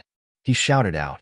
After a few moments, the information pouring into his mind suddenly stopped, causing him to start gasping for breath as it seemed that he forgot how to breathe earlier. That is as much information as your mind can take right now. I will unveil the rest to you later on. He heard the same voice coming from the gemstone within his mind. His forehead glowed a green light, and the gemstone phased out of his head and began floating in front of him. Indrik tried digesting the pieces of information that had just invaded his mind without consent. His eyes widened as he grasped a little understanding of what was to come from all this. Who? What are you? Indrik asked with a frightful expression. Someone who once used to matter, but that isn't important anymore. I have been waiting here for a visitor for at least 1,000 years now. The last one who found this place chose not to take on the mantle. It is voluntary after all, the gem voiced out. You can decide whether or not you want to. I will send you back to the surface and make you forget everything that has happened here if you choose that. But if not, you'll have to take me with you and listen to my instructions in the coming days. I have the knowledge of multiple universes and can also guarantee that you will have a boost in not only knowledge but power as well. However, you won't be able to escape being at the center of what is to come. You can't run from it.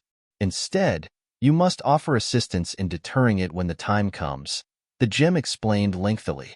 Indrik's face lit up with uncertainty as he contemplated on how to respond to this. Are you telling me what I saw is bound to happen on Earth? Indrik asked. Yes, unfortunately, it's an inescapable fate that has been kept at bay for far too long. The only way to prevent it is by doing exactly as I will instruct you in the coming days. I can't do it on my own, which is why I have waited here for a fated visitor to arrive one day. Without my assistance and yours, the plan of the outworldly to prevent this only has a success rate of 20%, the gem voiced out. The success rate will increase by a lot with our intervention, the gem added. The outworldly? What's that? Indrik asked. You will find out with time, but from the stench you exude, I can sense that your fate is tied to this more than any other visitor that has appeared before me in the past. The gem suddenly glowed brighter as it got to this point. You have come in contact with the outworldly already. The energy of the outworldly lingers around your being. This makes you even a more perfect candidate, and it also proves that my predictions are correct and things are going exactly as planned, the gem voiced out again. I am so confused right now, Indrik stated. All will make sense soon enough. The outworldly is the only one that is capable enough to prevent what is to come, but our assistance will be needed to make sure they succeed, the gem voiced out lastly before floating forward to land on Indrik's palm. Do you accept being the time candidate? The gem asked. Indrik imagined the horrors and pictured some of the information that had appeared in his mind earlier. He gulped down saliva before responding. I accept. Good. Now we'll get us out of here. The gem voiced out and glowed even more intensely. Wait. "Am looking for this," Indrik voiced out and displayed an image of the second item he was sent to get for Angie. "You said you were all-knowing. Can you find it?" Indrik asked. "It's right there," Zing, as the gem voiced out. They teleported towards the massive black mountain in the distance. Indrik's eyes widened as he spotted the follicle nut at the foot of the massive mountain.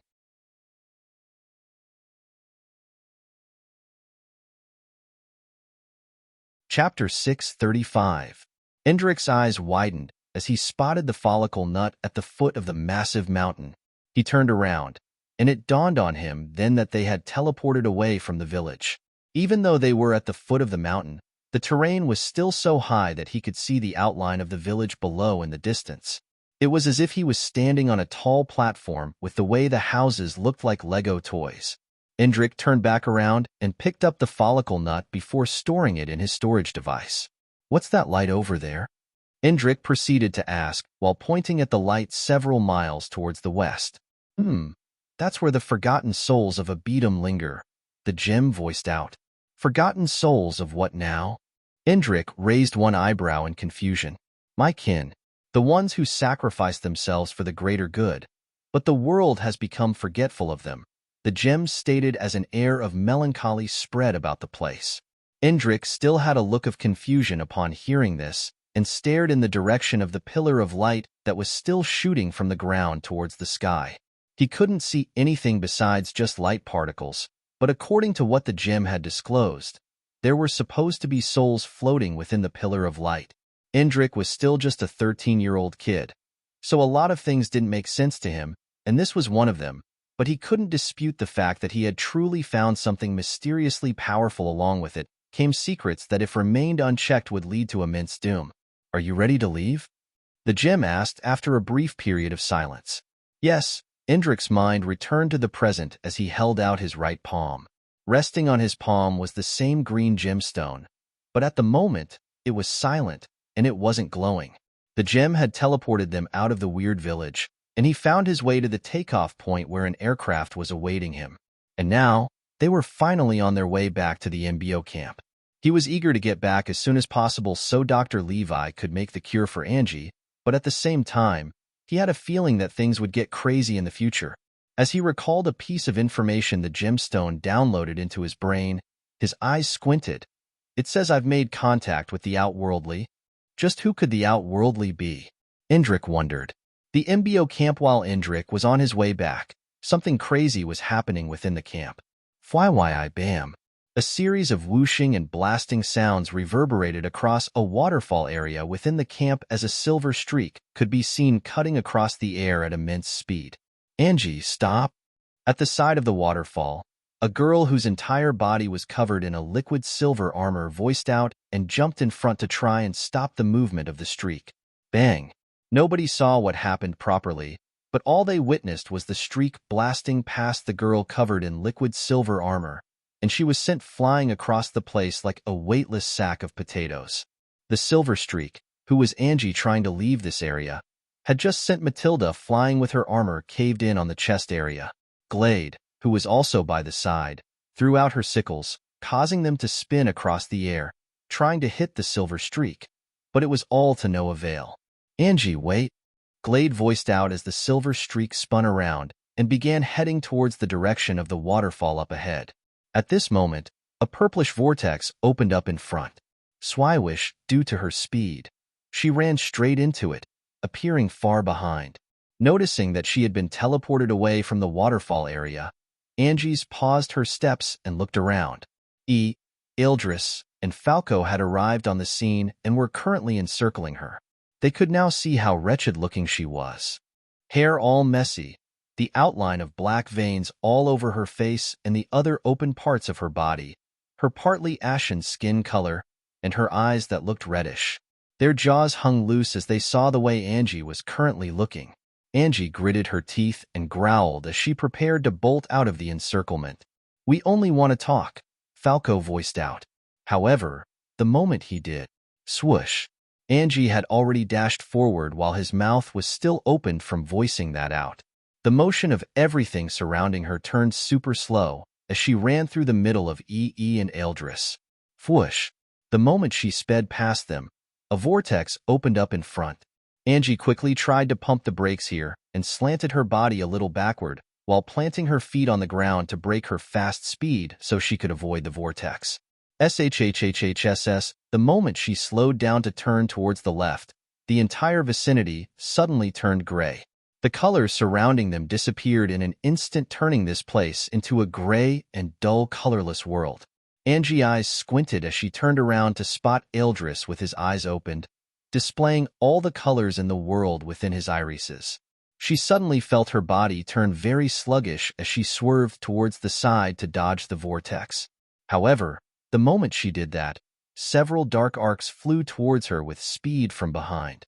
Swerve, swerve, swerve, boom, boom. Even as her speed had slowed down, she was able to dodge every single one of them. They would occasionally slam into the rocky grounds with flowing water moving in between the small pieces of rock protruding from it. Boom. Blast sounds rang across the place as several long marks would be cut into the ground after contact was made.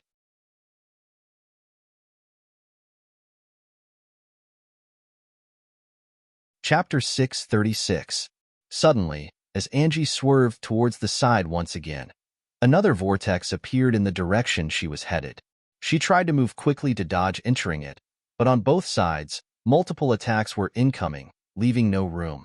At the moment where Angie was about to go through the vortex, she suddenly leaped into the air. Fly!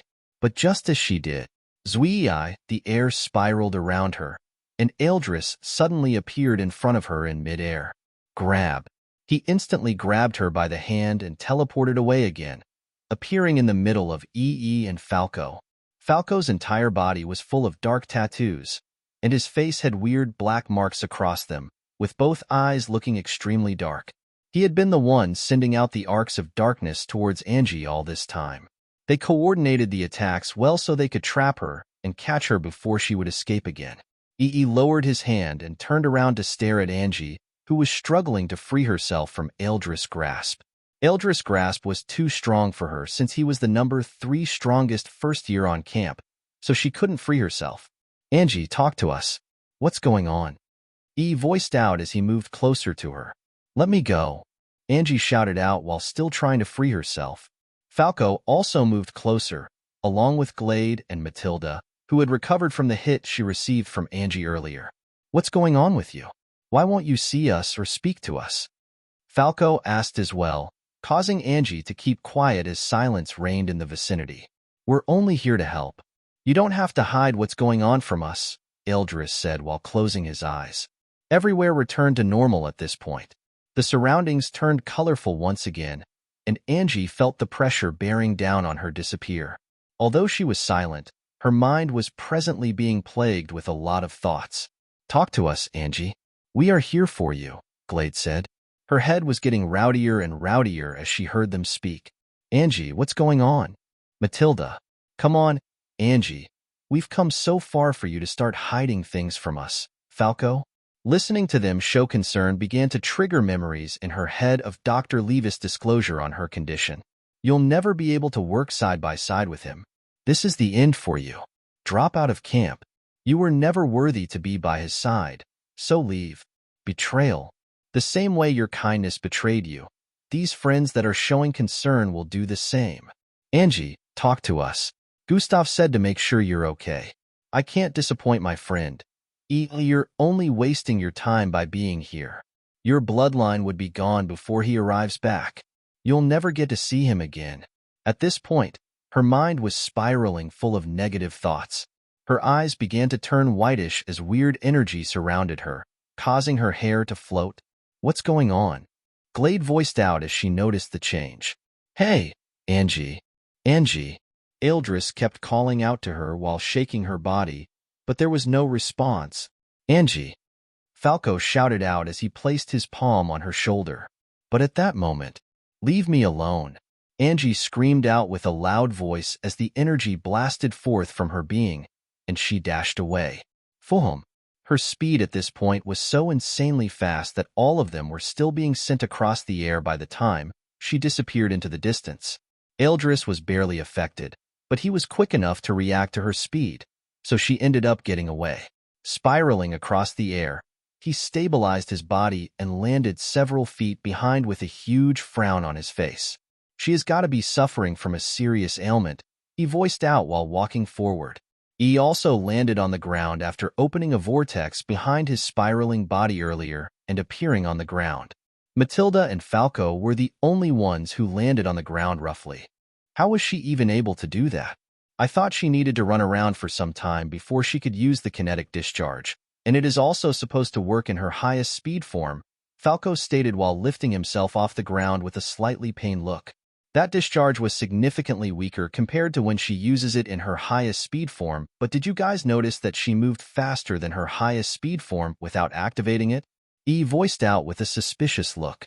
They all could tell at this point that whatever was wrong with Angie was definitely related to her bloodline, but they still had no idea what was going on. Just as Falco was about to ask what their next step would be, they heard footsteps from the forest area towards the left and turned around. This is happening because she's experiencing an extreme high right now. When her bloodline reaches its highest potential, it will be snuffed out from within, and she'll turn into a regular human. Everyone stared at the middle-aged-looking man who had just spoken. He was dressed in a medical outfit and had a monocle on his left eye. Dr. Levi? E instantly recognized the doctor. What are you talking about? Falco asked with a confused expression. I found out that you five have been digging around for Angie's recent behavior. Follow me, I'll explain everything, Dr. Levi voiced out and turned to head back into the forest area. They all looked at each other for a few moments before following after him. Region 26 currently, Gustav had just arrived in Region 26 with his fake fiancée Lydia. He was clad in the Zalabin's troops outfit, and they were currently headed towards a facility within this region within a hovercar, and Lydia was sitting right beside him. Today was the day Gustav would meet with the upper echelon within the Zalabin group, and he had already made plans.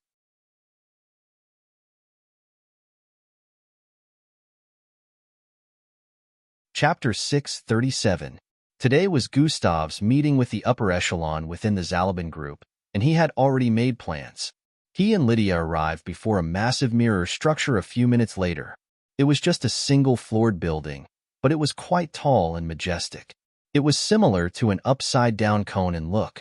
There were several Zalabin troops roaming about the vicinity, and this place seemed secluded from other places within Region 26. There were no other structures to be seen around it. It was situated in the middle of a green-colored lake, making it look like the structure was standing on an island. Technically, it was still an island since it was surrounded by a body of water, but it only had enough space to contain the structure. Gustav and Lydia walked across the bridge-like platform that led to the structure's entrance. Minutes later, within a large boardroom, a massive diamond structure table could be seen positioned in the middle. 6 luxurious-looking seats that could be mistaken for old thrones were positioned around the table, and 4 middle-aged-looking men and 1 woman were seated on it. The seat on the other end of the table was empty. Gustav stood at the side of the forefront with his helmet taken off while Lydia stood by his side. Of course, the face everyone could see was Akim's, and they were currently engaging in a conversation with Gustav. It's good to see that you're back, but I hope the information you have for us today is truly something worth the time of everyone here. The man seated at the forefront side of the table voiced out. Gustav was currently standing on his left side, while Lydia stood on his right. He had short blonde hair and a long goatee that reached the middle of his chest area. This was Lydia's father, and the other 4 seated on the other sides were the upper echelon of the Zalabins. The 2 men sitting on the right side of the table were Vice Leader Ferlin and Advisor Usman. The man and woman on the left were Chief Supervisor San and Chief Strategist Ulzra, while Lydia's father, Sir Timothy, was known as the head of the Zalabins. He was the highest power, but that didn't make the others in the room any less powerful. The 3 governing bodies were like the backing in the background. They never revealed themselves. However, Gustav had told Sir Timothy the other day that one of the 3 governing bodies must be in attendance at today's meeting, and he specifically mentioned Chief Briskali. Gustav proceeded to answer that he truly did have a crucial piece of information and even added that knowing this might turn the tide of the battle, including that it was related to why the opposing groups were starting to win against them. At this point, all 5 of them were intrigued and asked Gustav to go on with what he was going to tell them. That chair is still empty, Gustav voiced out while pointing at the last chair on the other end of the table. Chief Ali is running late, but he'll be here soon enough. He's always like this, Vice Leader Ferlin voiced out from the side. You can just go ahead and start giving us the piece of information you have for us. Chief Strategist Ulzra voiced out with a slightly aged but strong feminine tone. If I began disclosing any information now, how would he understand by the time he arrives? He'll rather just wait till he's here, Gustav stated. We'll bring him up to speed on the development of things. Don't waste any more of our time. We all want to know what this piece of information is, Advisor Usman, who seemed to be running out of patience, voiced out. I do not wish to explain things twice, so it's best we wait. Gustav sounded as respectful as he could, not wanting to stir up any suspicions, but he didn't know he already sounded quite demanding, especially in the presence of the strongest powers within the Zalabans. Lydia had expressed several times that she felt Akim was different from before for several reasons. One of them was the fact that Akim was quite respectful and wasn't really the commanding type. Gustav, who was just playing the role of someone he knew nothing about, had been quite commanding and straight with his use of words. Lydia knew Akim wouldn't be able to speak boldly in such a place, which was why she was surprised Gustav had stayed this long without disclosing the piece of information like they asked him to. Originally, Akim wouldn't think twice before he began narrating all he knew after hearing their command, but Gustav was just using all these to stall for time, especially with the fact that this was all a ruse and he didn't have much to say anyway. He wouldn't want to blow his cover before his target arrived. Young man, you cannot. Advisor Usman seemed to be getting pissed off as he voiced out, but before he could complete his sentence, Sir Timothy chipped in. Let's all calm down. Akim, why don't you start with why you were missing for 2 months? That way, you won't be giving out any crucial information before the arrival of Chief Brisgali, Sir Timothy suggested with a mild tone. Good idea. An entire squad disappeared along with the junior commander. According to the reports, it was Lucius. Our leader's daughter also suffered so much thinking you were dead. An explanation is required, Vice Leader Ferlin listed out with a tone of curiosity. All right. This is what happened. Gustav decided to narrate what he had cooked up previously to them. He already told Lydia this story, and Lydia would have already narrated it to her father if it wasn't for the fact that she was just meeting him in person after over 2 months, since she secluded herself from everyone after the disclosure of the death news back then.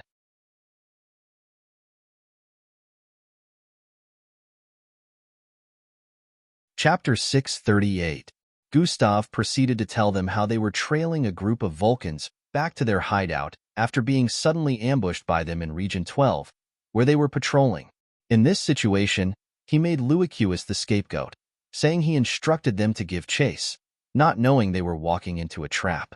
After giving chase to an entire region, the next thing they knew was that they were surrounded and ambushed by a number that exceeded theirs 4 times. They were all carted away, which was where the whole situation began, where they began killing them one after the other. As Gustav got to this point, everyone had looks of astonishment on their faces, not expecting that such a thing could have happened. Vice Leader Ferlin, in particular, found it hard to believe that someone as promising as Lucius from what he had seen in the reports would meet his end in such a way. Gustav resumed explaining and told them the Vulcans seemed to be testing something, and they ended up being used as guinea pigs. He later escaped due to a situation within the facility that caused the power system to overload, bringing about a blackout and a chance to be free, which he took. Getting to this point, Gustav paused once again as he sensed a group approaching the facility. Chief Ali has arrived. The voice of an AI reverberated across the place as a holographic monitor popped up, displaying a man being followed by 4 other hefty men who seemed to be his bodyguards. In a few moments, the sound of the entrance door sliding open drifted across the room, and the same man displayed on the monitor walked into the place. There were already Zalaban troops guarding the entrance, but he still came in with 2 of his guards and left 2 by the entrance to increase the already tight security. Gustav's eyes followed the guards as he sensed the force of their immense energy as they walked in behind Chief Ali. He was a bit surprised to find out the level of their strength and realized he would really have to proceed with caution at this point. Chief Brisgali was looking exactly as pictured in the holographic projection when Gustav had the mission briefing. He was a brown-skinned, middle-aged-looking male with a black, dotted forehead and gray-colored short hair. He seemed quite chubby with his long black and gold-striped robes covering his entire figure. A look of seriousness could be seen on his face as he arrived by the side of the seat prepared for him, opposite the group leader. One of the guards pulled the seat back, allowing him to get in front of it before pushing it back forward for him to sit. "Welcome, Chief Ali." They all greeted him except Gustav, who was still standing in place staring at him. Gustav had analyzed all three of them within this brief period of time. He already knew that Chief Ali was a weak mixed blood who had already stopped channeling his bloodline a long time ago. He seemed to be encompassed in so much riches that he could care less about being physically powerful. After all, money and influence was considered a great power in society as well. His bloodline rank was nothing to worry about, and Gustav couldn't even consider him dangerous in any way, but his guards were a different case. Outside the walls, he could also sense the other two bodyguards at the entrance were just as strong. "Is this why you have called me here?" Chief Brisk Ali voiced out with a repressed tone while pointing at Gustav. "Yes, Chief Ali. Relax. The kid is in the process of explaining everything. He will be disclosing a crucial piece of information soon," Sir Timothy stated. I hope it's truly something worth of my presence," Chief Ali voiced out while staring at Gustav. Yes, I will continue now," Gustav said and coughed twice like he was clearing his throat. His aim was to act intimidated, which he was able to depict well enough for the chief and his bodyguards to see him as a wuss. This would subconsciously cause them to lower their guards. Gustav continued his explanation from there, voicing out the stuff he had cooked up about what he witnessed in the process of escaping the facility. Gustav's eyes darted around the place as he narrated while beating around the bush, causing everyone's curiosity to be piqued, including Chief Ali. The two guards were standing right on the sides of Chief Ali with their piercing gazes being shot forward. One of them seemed to be entirely focused on Gustav, while the other one was looking around the room. All this time, Lydia had not said a word. She let Gustav handle all the talking like he had told her before. "Chief Ali, this is precisely the reason why you're meant to be in this meeting today." Gustav paused and held his storage device in his hand like he was about to reveal something. Everyone's eyes were focused on Gustav's hand at this point, waiting for the revelation. All of a sudden, gravitational manipulation has been activated. A strange gravitational force blasted forth from Gustav, causing everything within the vicinity to suddenly become a lot heavier. Groans and creaking sounds rang out as the leaders suddenly fell face flat on the table. Lydia instantly fell to her knees as the tremendous pressure pushed down on her shoulders. At the same time this happened, Gustav's right arm shot forward with speed as an atomic blade was conjured in his hand. Size manipulation has been activated. The combination skill still gave him the ability to activate more than one power simultaneously. Slash. His elongated arm traveled across the table and slashed out in a diagonal format.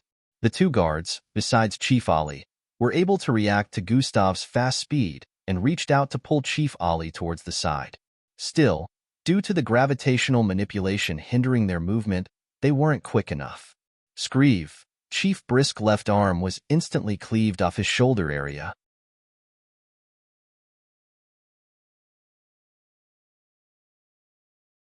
Chapter 639. Screeve, Chief Brisk Ali left arm was instantly cleaved off his shoulder area. "Erg!" Chief Ali screamed out in pain as his body, along with the chair, fell towards the far left of the room. Blood drizzled out of the empty shoulder area, leaving a red trail on the floor. Panic spread across the room as everyone's eyes widened in confusion. "Damn, I didn't get him in one strike," Gustav voiced out internally as he saw that his attack didn't manage to hit the spot he intended to strike.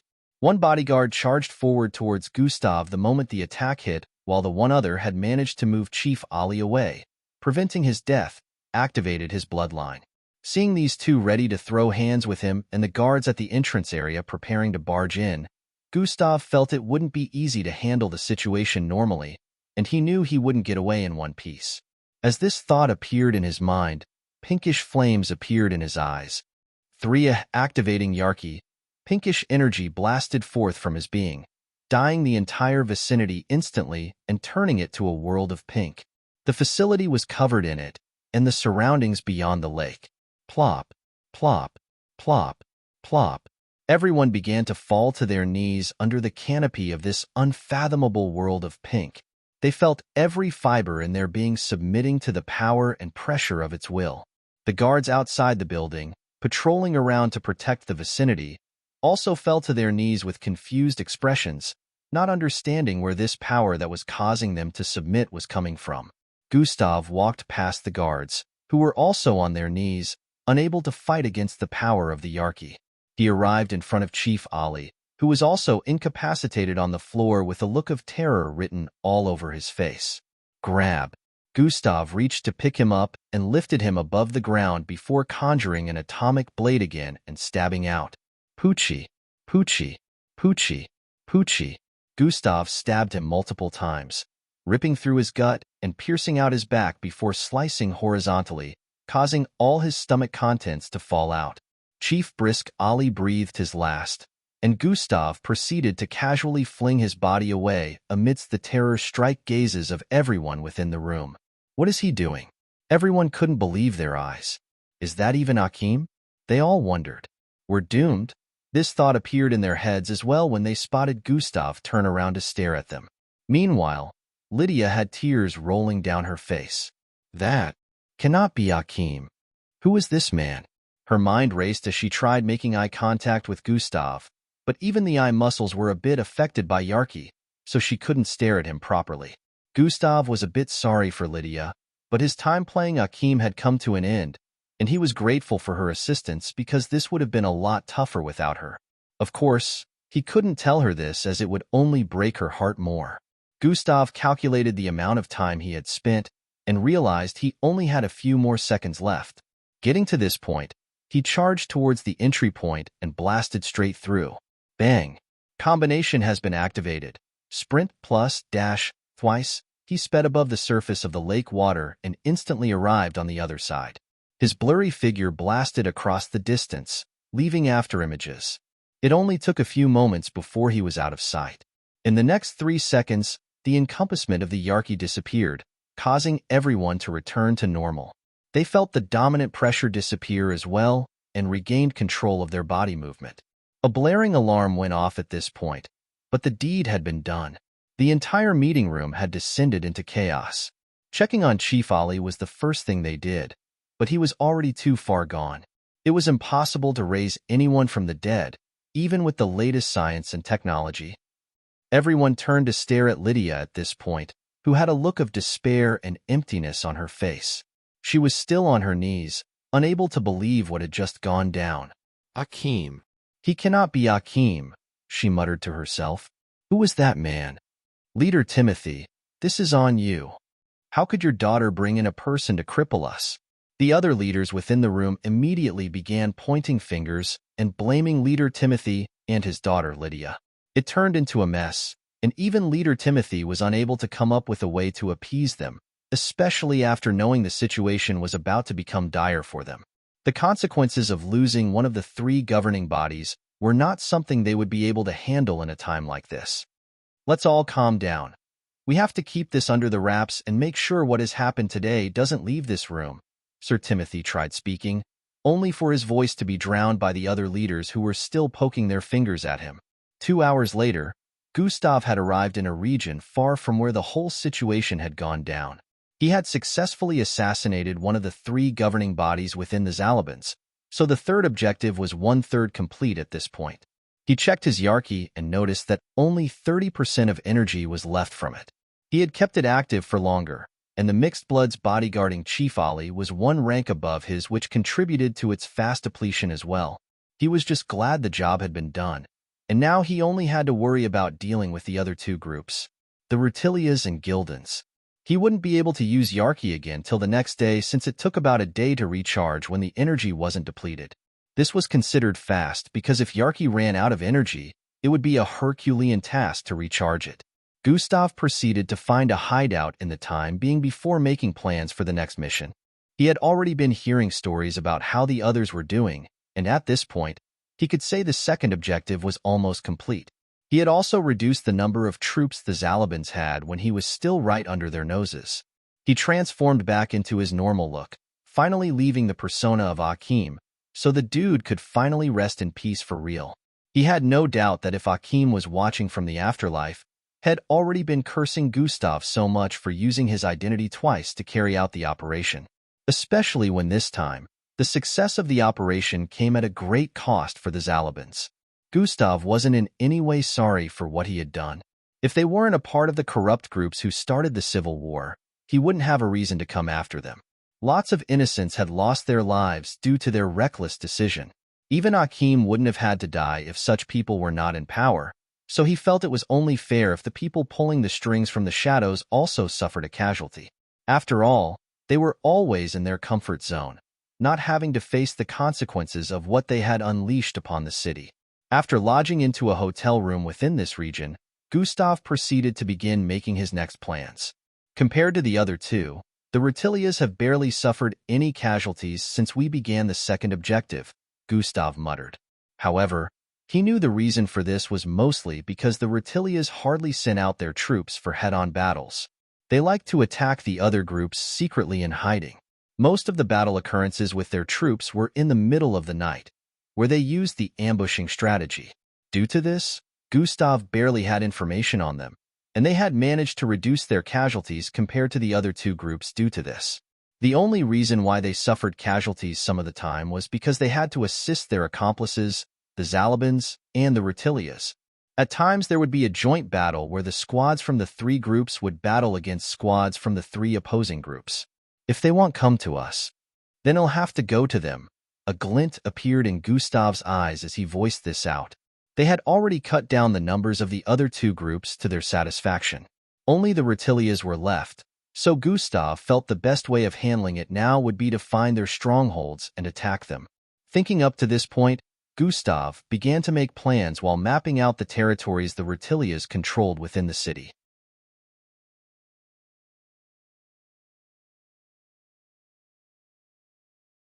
Chapter 640.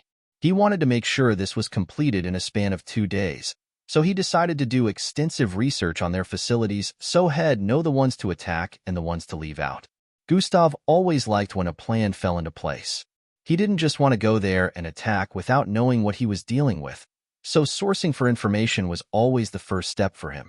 The MBO camp within a lab, a group of 5 stood in place, staring at a holographic projection of the internal structure of a mixed blood. Since they weren't scientists or doctors, they couldn't tell precisely what they were staring at, but it was obvious that it was bad. No one there was well-versed in science except the middle-aged-looking man in a medical outfit who seemed to be pointing some things out to them. As he mouthed off some words, they all opened their mouths down with awestruck expressions. The projection would occasionally change, outlining some parts within the internal structure of this mixed blood that look heavily damaged. Dr. Levi, are you saying she'll lose her bloodline if nothing is done? Falco was the first to voice out after understanding the whole situation to a certain extent. She's already losing it. Dr. Levi responded. And Indrik is responsible for this? Glade voiced out with a rageful tone. A red aura was beginning to gather around her as her eyes turned red. Well, according to the whole backstory, he regrets what he did, Dr. Levi stated. Regrets? Can that cure Angie? Falco, too, began to turn extremely angry as he voiced out. No, but he has done the needful necessary for the cure to be created, Dr. Levi replied. Everyone had a slightly confused expression after hearing that. What do you mean by that, Dr. Levi? Ildris inquired. He'll be here any minute now. Just as Dr. Levi finished speaking, the entrance to the lab slid open, and Indrik walked in.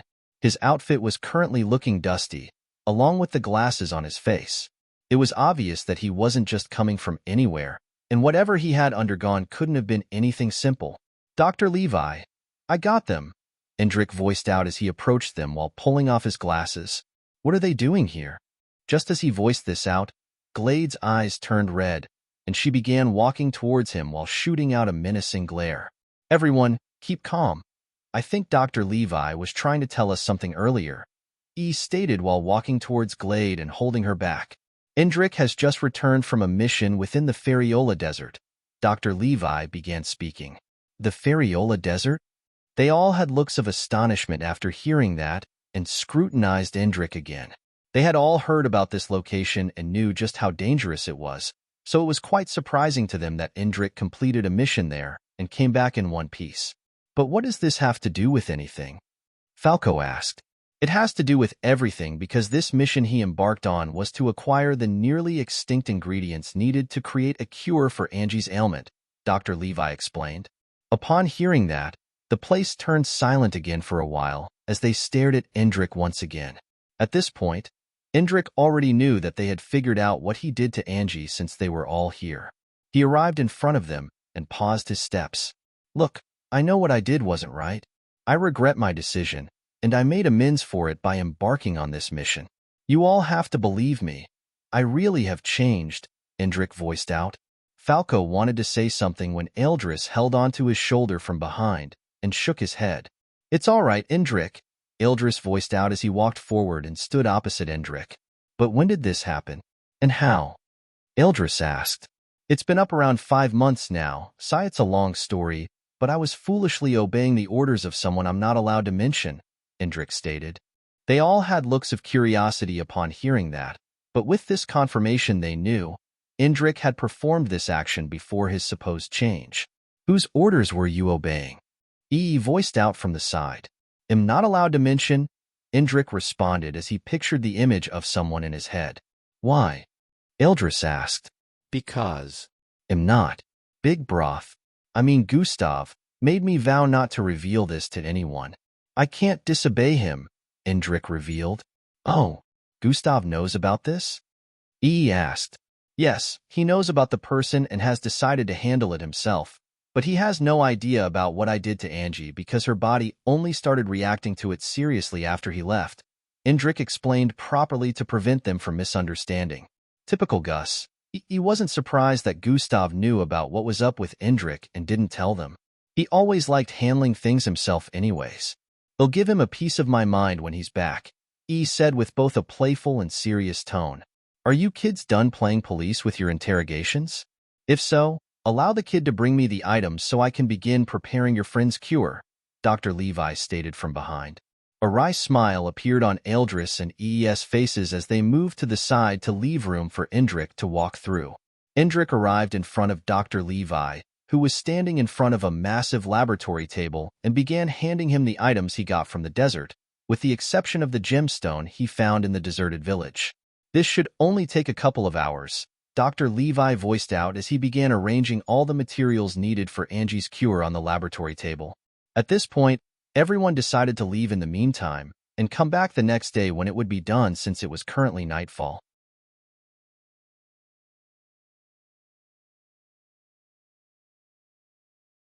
Chapter 641.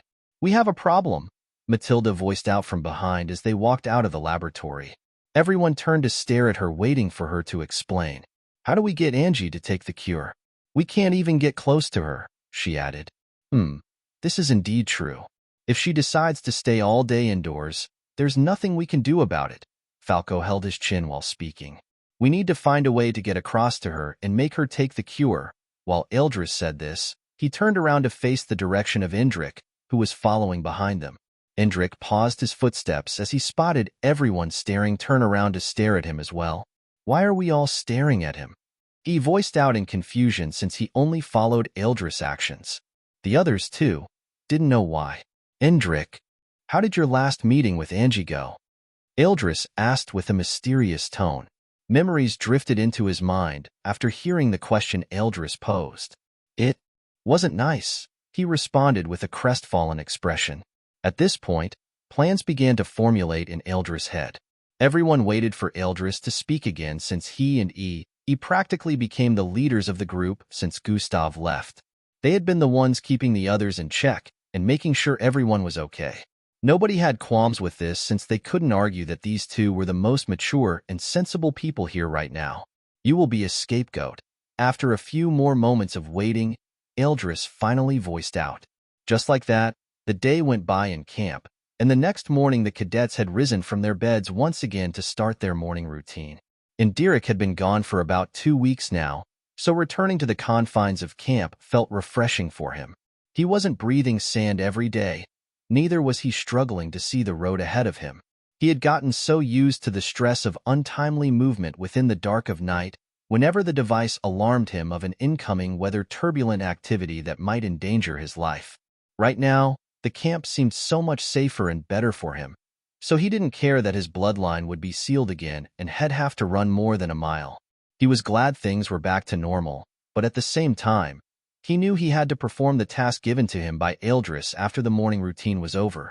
Since he was determined to make sure Angie got better, his job wouldn't be over if she didn't get the cure.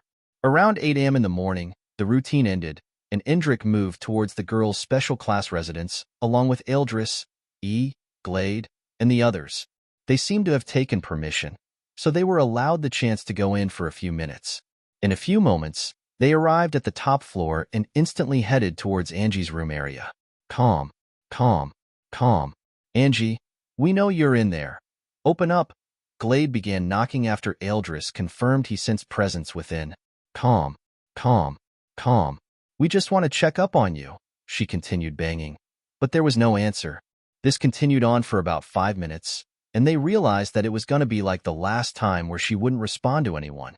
Realizing this, they all turned to stare at Indrik. No words needed to be said as Indrik felt their gazes and walked forward. Phew. He breathed out before proceeding to bang on the door with a higher force than Glade. Hey, failure, I know you're in there. Ha ha ha, I finally got rid of the pest plaguing my brother's life. Angie, who was within her room sitting on the floor with her back rested on the left wall, froze as she heard the voice and the words. Yes, I am glad I went through with poisoning you. A person such as yourself, a goody two-shoes, doesn't belong in this place. You're useless. You can't protect yourself. How are you going to be able to protect anyone? Ha ha ha. Indrik laughed like a maniac as he spoke in a loud tone. Angie froze as the words stabbed into her heart. Her face displayed a myriad of emotions as memories began appearing in her mind. Yes, this spells the end for you. A worthless vermin like you will never be able to walk side by side with someone as great and powerful as my brother. You're an ugly creature, and he definitely deserves way better than you. I hope you enjoy watching him on the news one day, seeing him become very famous and powerful with a better female companion on his right hand. The others in the vicinity felt this was taking it a bit too far, but they all wanted results, so they didn't butt in, hoping Indrik's words might solicit a reaction from her. Within the room, Angie began to tremble with rage, anger, despair, and disappointment as the words continued to stab deep into her. I am responsible for snatching your dream away from you. Haha, I'm right here if you want to go again. I only spared you the last time. What happened before will not repeat itself. Before Indrik could complete his sentence, the door suddenly blasted open, and a fierce wind blew across the vicinity. Everyone raised their hands up as cover as the wind threatened to blast them away. Their uniforms flapped intensely, and the next thing they knew after the wind stabilized was, Indrik had been blasted away through the opening in the wall that was staring back at them. Quick, after them, Eldris instantly understood what had happened and shouted out. Quickly reacted by conjuring a vortex quickly for everyone to jump in. Indrik, who was being carted away by Angie at immense speed, felt his body breaking through several solid objects. Only after he adapted to the speed did he notice that Angie was slamming him through trees as she bolted across the camp. Indrik quickly reacted, sending forth a telekinetic wave blast from his being. Boom!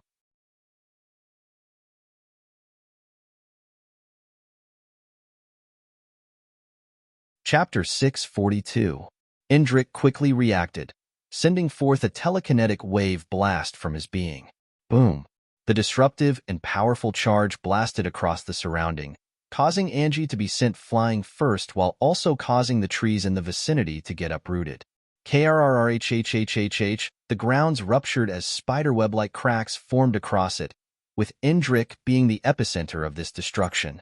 The instant Indrik landed back on his feet, so did Angie after doing a few backflips across the air. Thwuss! The ground blasted open as she moved one foot, causing a deep footprint to appear on it while she blasted forward with immense speed. She instantly arrived in front of Indrik with her hand outstretched as she tried to grab him. Bam! Her hand slammed into the telekinetic barrier surrounding Indrik, which prevented her from making contact with him. However, due to the immense speed, the force still catapulted Indrik backward along with the telekinetic barrier surrounding him.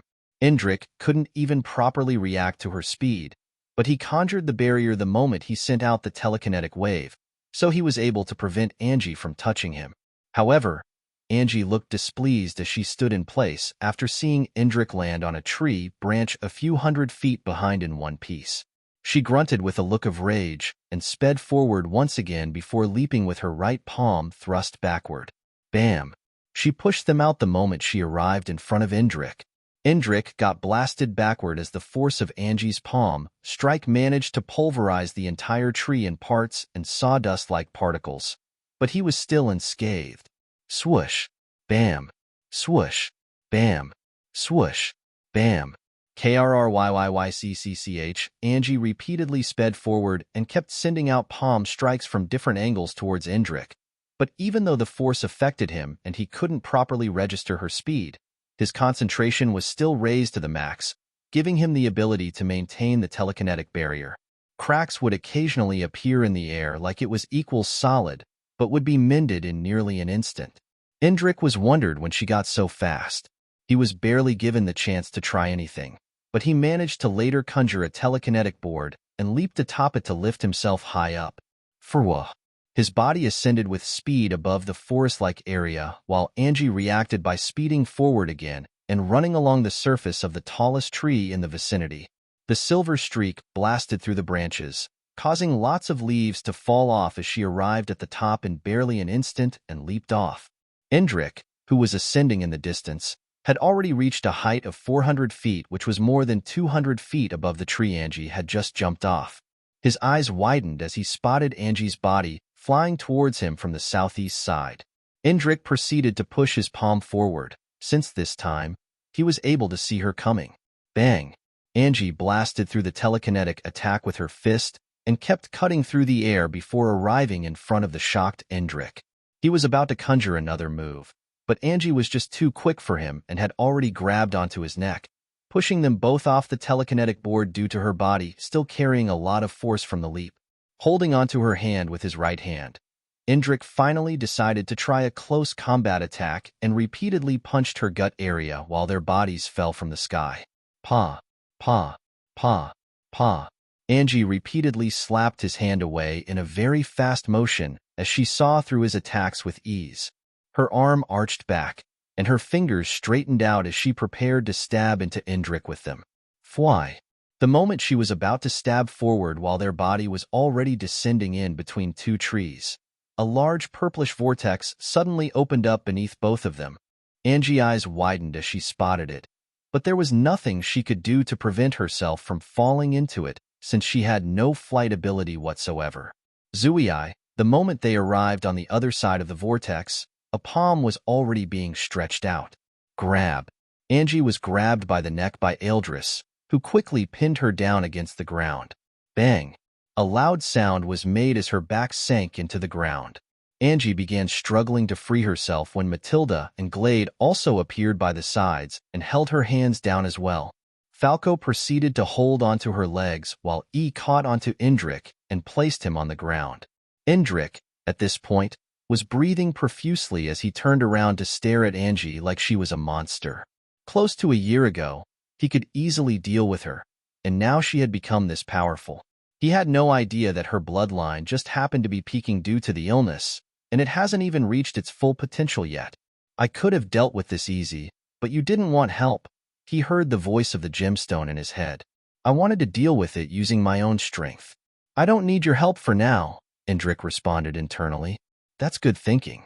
You will improve better if you rely more on your power than mine. The gemstone voiced in his mind before keeping quiet. You did well. E voiced out and patted Indrik's shoulder before moving towards Angie's pinned-down body.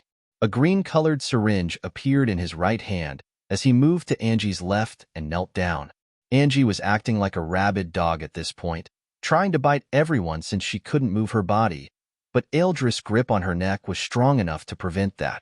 He stared at Angie's discolored face with a look of pity before squatting. You'll be fine. he said internally before stabbing the cylindrical green-colored syringe into her neck.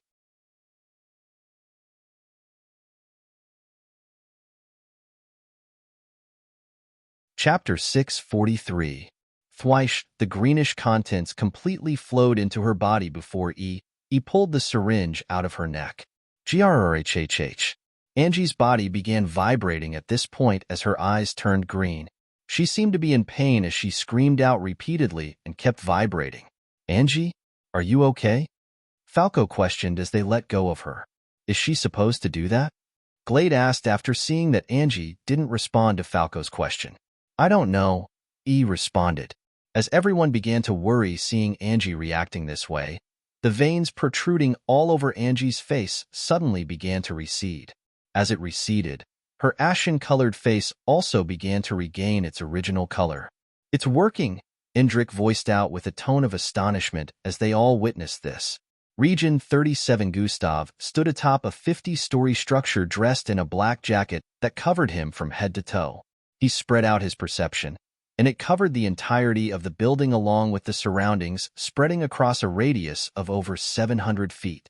He closed his eyes and focused on different parts of the building. Perception was not only for sensing movement in his surroundings. His perception had improved to the point where he could use it to hear things from a distance, as well if he focused on doing that. No, boss, it ain't that way. You gotta put it in like this. Nah, I can't do that. Surkuma is more powerful than Commander Leakin. Did you see what happened in the last operation? I would have been skewered if it wasn't for Rilo. Erike, bring the documents to my office.